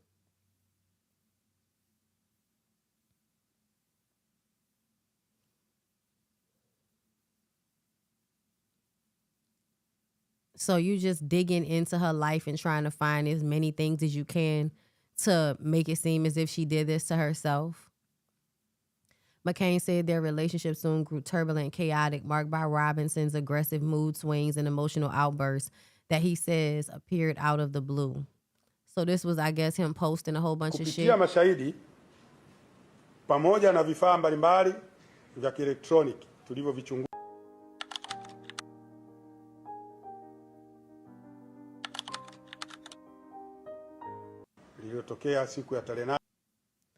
They stream on YouTube and Twitch and Snapchat, some other shit, but mostly on Twitch. Call it foreboding joy. That joy is so good, just waiting for the other shoe to drop. And people who have trauma histories are really like that. Like, for me. Yeah, I'm not even about to go through all of this. If you felt this way about her, it feels as if, as a white man who would be inconvenienced by this woman and her emotions, you wouldn't want to be in a relationship with her, and you proposed to her anyway. I don't even feel like going through all of his evidence, y'all, because it's either you did it or you didn't, and it's out of our control. But I'm not about to sit through you finding every instance you can of whatever she was going through in her life so that you could try to make it seem as if you didn't do it. When it just doesn't make sense that she would kill herself on this trip. It just doesn't. It just doesn't make sense. Call it foreboding. But and also what makes more sense is that the people of Zanzibar would listen, niggas out the country will take money for anything. That's what I'll say. Niggas in the country will take money for anything.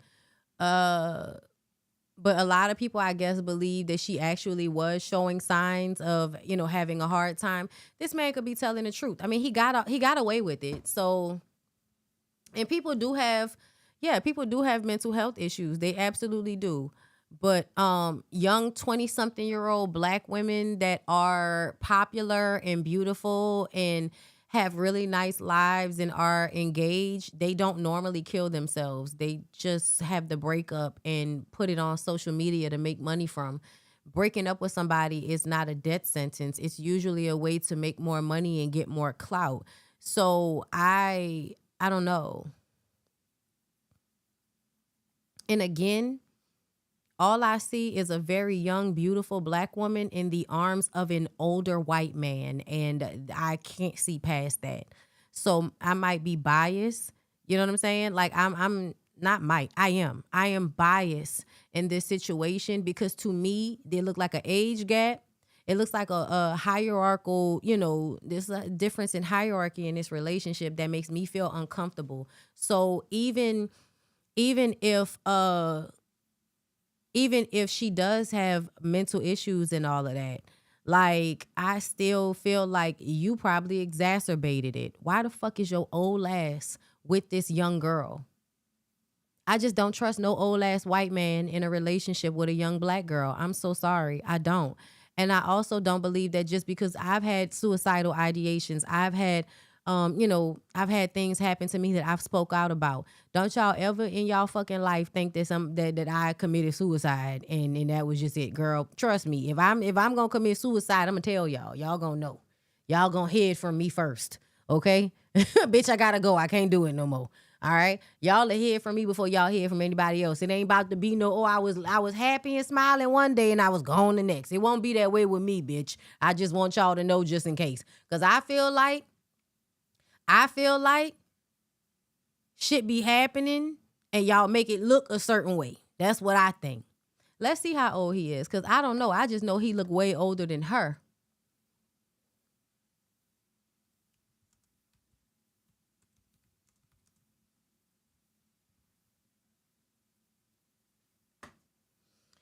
Let's see. He's 45 and she was just turning 31 years old. So what's that? A 14-year age difference, a 14, 15, almost 15-year age gap? Yeah, no. 31 is still very young, y'all. 31 is still very, very young. It's still, girl, it's still young. 31 is still very young to me. It doesn't mean that you're old enough to understand how older people can manipulate you in relationships. He is way older and not in shape and bald. Yes, which really gives, this was probably some type of controlling dynamic in this relationship, regardless to what anybody wants to say. And that's just how I feel. Y'all, this why I can't fuck with niggas. Y'all, Will Smith came online and said that once you make around $1 million a year, money starts buying misery instead of happiness. Now, when I heard him say this, it was like, oh, shit. That makes sense. Because, see, I don't like the idea that making a lot of money is going to make you happy. So hearing from a very rich person that once he started making above a certain amount of money, it became more stressful than it was before. For some reason, that was like comforting to me. when I went to the comments, it was about Jada. Everything became about Jada. Like I saw this on another post because black men have pages where they hate on black women, where they like promote misogynistic bullshit. And I follow some black men that repost these things. I don't know why I don't block you fuck ass niggas. I don't know. Like I need to start doing that. But I saw one of my mutuals in the comments talking about I blame Jada. And I'm like, why? And I just put the eye roll emoji because why are y'all always blaming something on Jada that has nothing to do with Jada? They even go so far as to edit things that Jada has said together, you know, from the past. Put some type of, you know, headline on it. And now it's a post where y'all can all collectively hate on Jada Pinkett. When I tell y'all, I can't fucking stand y'all. Jada Pinkett ain't did shit to nobody. The only questionable thing Jada Pinkett ever did was fucking with August Alsina because he was too young for you to be fucking with at your age. Okay? But he was still legal. He was grown. And I don't think it was a relationship where she was trying to control him or, you know, be with him forever the way you niggas be trying to get these young girls trapped into a relationship so you can die on her. That's not what was going on here. So even though I feel like it was in bad taste, I don't feel like it's any different than how many of you fuck ass niggas like to go and lay on top of young girls all the time. So it pisses me off that every chance y'all get, y'all get up here and make it seem as if any problem that Will Smith has is because Jada is not the type of woman that y'all thought she was. Because Jada is not submissive. Because Jada didn't just suffer in silence. Because Jada doesn't look the same way she used to look anymore. Because Jada isn't filling y'all fantasy quota anymore. We're just gonna dogpile on this man's wife every chance we get. I fucking cannot stand you misogynistic, lil dick, fuck ass niggas. I can't stand you niggas. Like seriously, like all of you niggas that hate Jada just because, like, I don't give a fuck what you actually.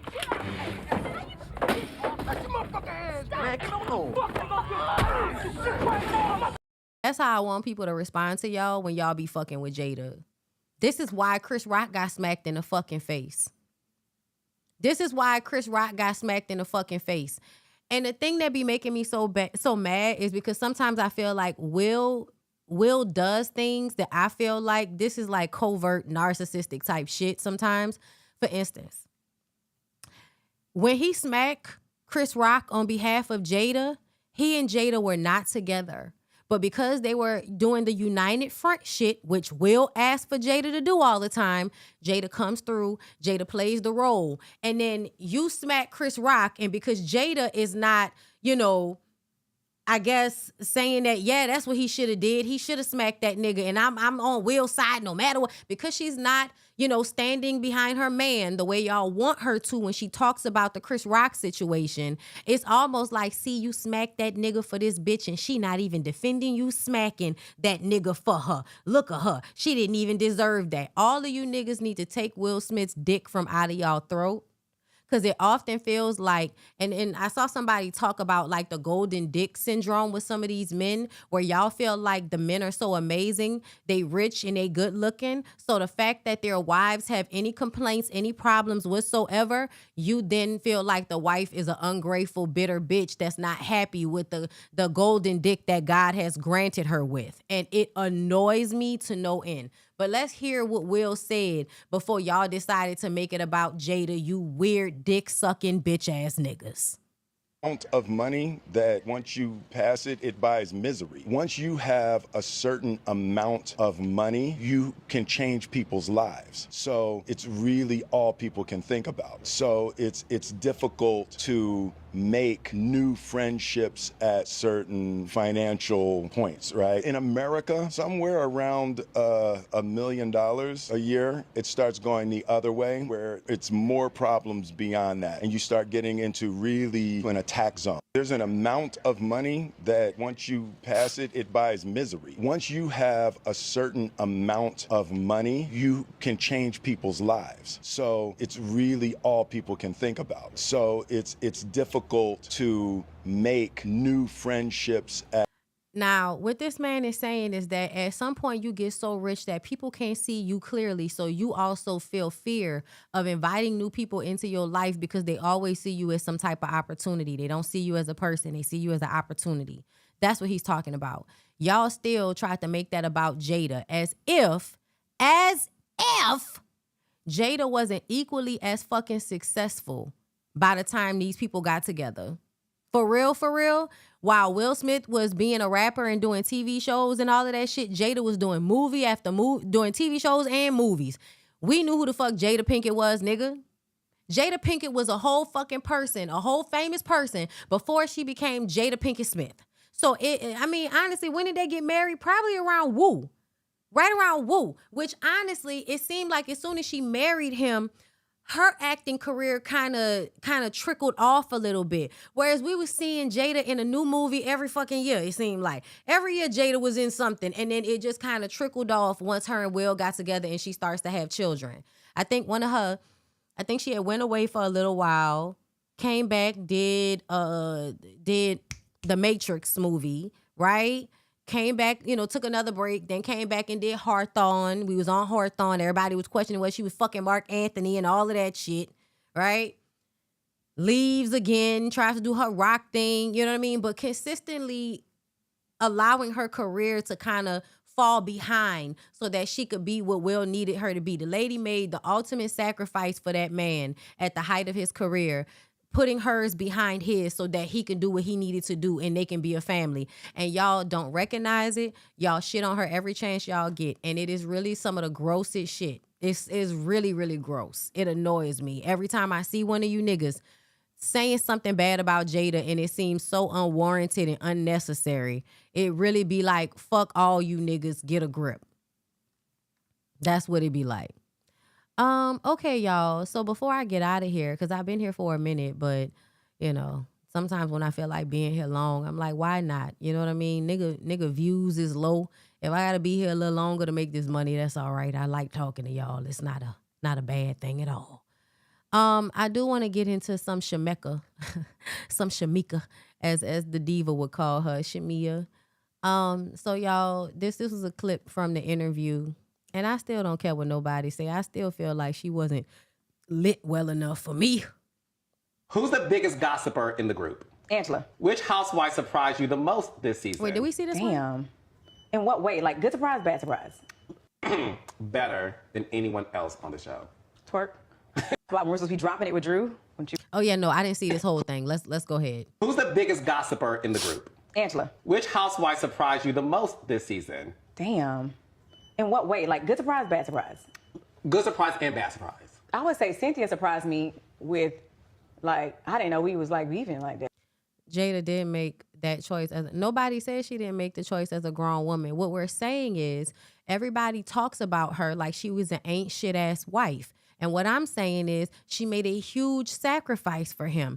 That is not appreciated or recognized by people. They would rather see her as somebody that's just taking advantage of a man and she ain't never loved him and she just was with him because he was Will Smith and Tupac died. That is the point. It is not that she did not do these things because she wanted to. She's talked about it. These were all decisions that Jada made for herself, right? They get mad at the fact that Jada decided to make different decisions eventually because when she was doing all of that, y'all loved her. Yes, we know she chose to do it. The point is that she did it and motherfuckers act like she didn't. Yeah, I was like, damn, I thought we was cool. At least she was going to be neutral like you were last year.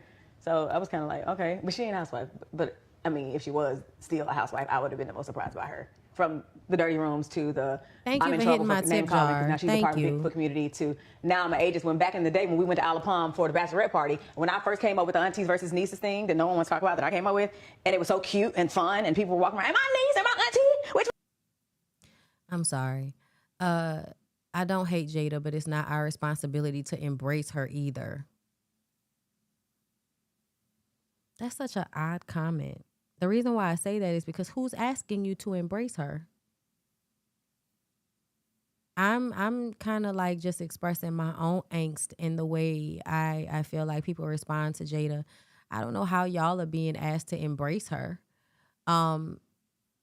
y'all didn't have a problem embracing her before, though, when she was the wife that was swallowing all of her issues to be a good wife to him. I feel like y'all embraced her plenty.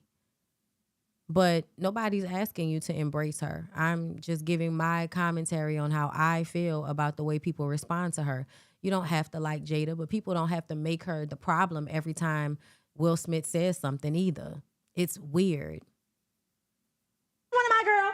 Now it's, oh, Shamia is Aegis. She's, you know, trying to split the group up with old versus young and alliances. And I'm like, cool. what? I'm just going What to happened to the other respond. Yeah, we're all having fun. Young fun needs energy. No, not anymore. So that would be surprising her. But then I would say, a good surprise, Kelly. She holding her own. Absolutely. What's one thing you do better? Who's the biggest? Wait, what's one thing you do better? Ooh, Mothering. Mothering. What's the best advice Portia has ever given you? When we were teenagers, she told me I need to shave. And that's still true to this day. Shave. You bushy? No. Now I have laser hair removal. But like I told you I was a little tomboy. No, I was young. I was so young. Remember when I told y'all how Shamia grew up? And I told y'all she was giving a little goofy, a little cringe, a little corny, meaning, and also growing up as a church girl. You know what I'm saying? Growing up as a church girl, meaning when I grew up with a lot of church girls, their moms made it seem like anything that was about making themselves feel pretty or feel beautiful, or anything that was about their bodies, like shaving hair off, whatever, it was about sex and boys. That's like anytime, when we were, I remember a girl I went to school with that the boys would rib her so bad because her parents would not allow for her to shave her leg hair. And she was very hairy. She was one, y'all know how they have the girls that have like that really soft, wavy, thick texture of hair. Black girls that usually have that texture of hair, they'll have a mustache. They'll have a lot of arm hair. Their hair is soft, but they have a lot of hair. And the hair grows on their face and on their bodies, on their arms, on their legs. And I will never forget, we at this time are shaving our legs because I never had a lot of hair on my legs, but my mom was not like that. So you shave, if you got hair on your legs, you shave it off. You got hair under your arms, you shave it off. By the time, whenever you start growing it, you start shaving it. Like that was just how I was taught as a girl and a young woman to groom myself. So when we were in like middle school and shit, and they had girls who were hairier than I was, and they mamas is like, no, you can't shave that because that's too grown and you still too young for that. Once somebody is starting to get picked on because they have a certain amount of body hair, they're not too young. Okay? But it is I'm trying to keep my child from growing up. I'm trying to keep my child in a child's place. And I hate that shit.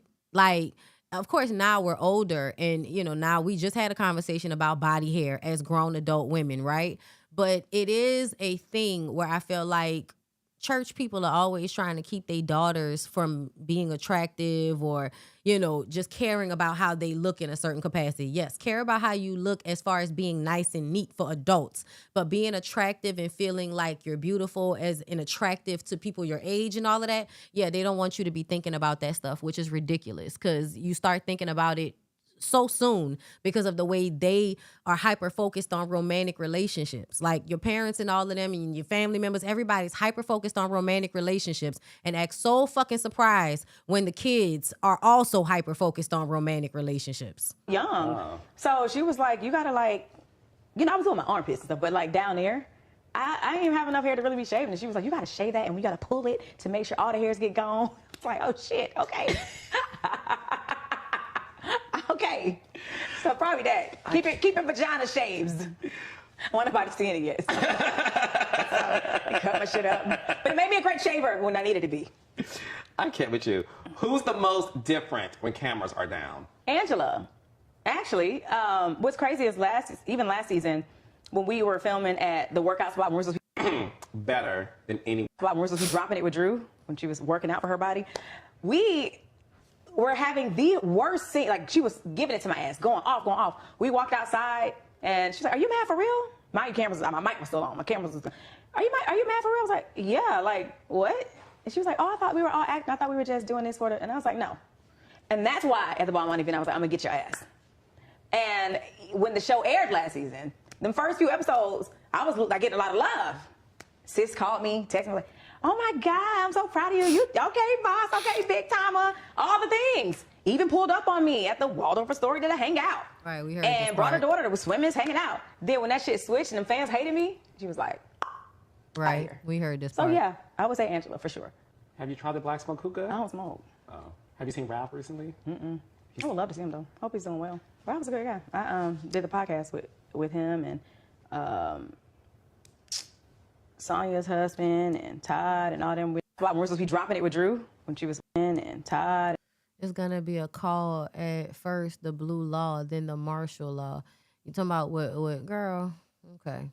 I'll wait on it. I'll wait on y'all to make reading Bibles illegal. I'll wait on it. And all them, we were doing the House Husbands or something, House Husbands, whatever. I was like the host of it. And he was a really nice guy. The divorce got final today. Oh, congratulations to them. I hope they're happy about it. I mean. Yeah, I think we saw this clip. I thought I was saving something that wasn't new. I mean, that we hadn't seen already because y'all know they just kept putting out clips. Either way, I can't think that's all. That is all. That's all I have for y'all today. I hope y'all enjoyed the show, though.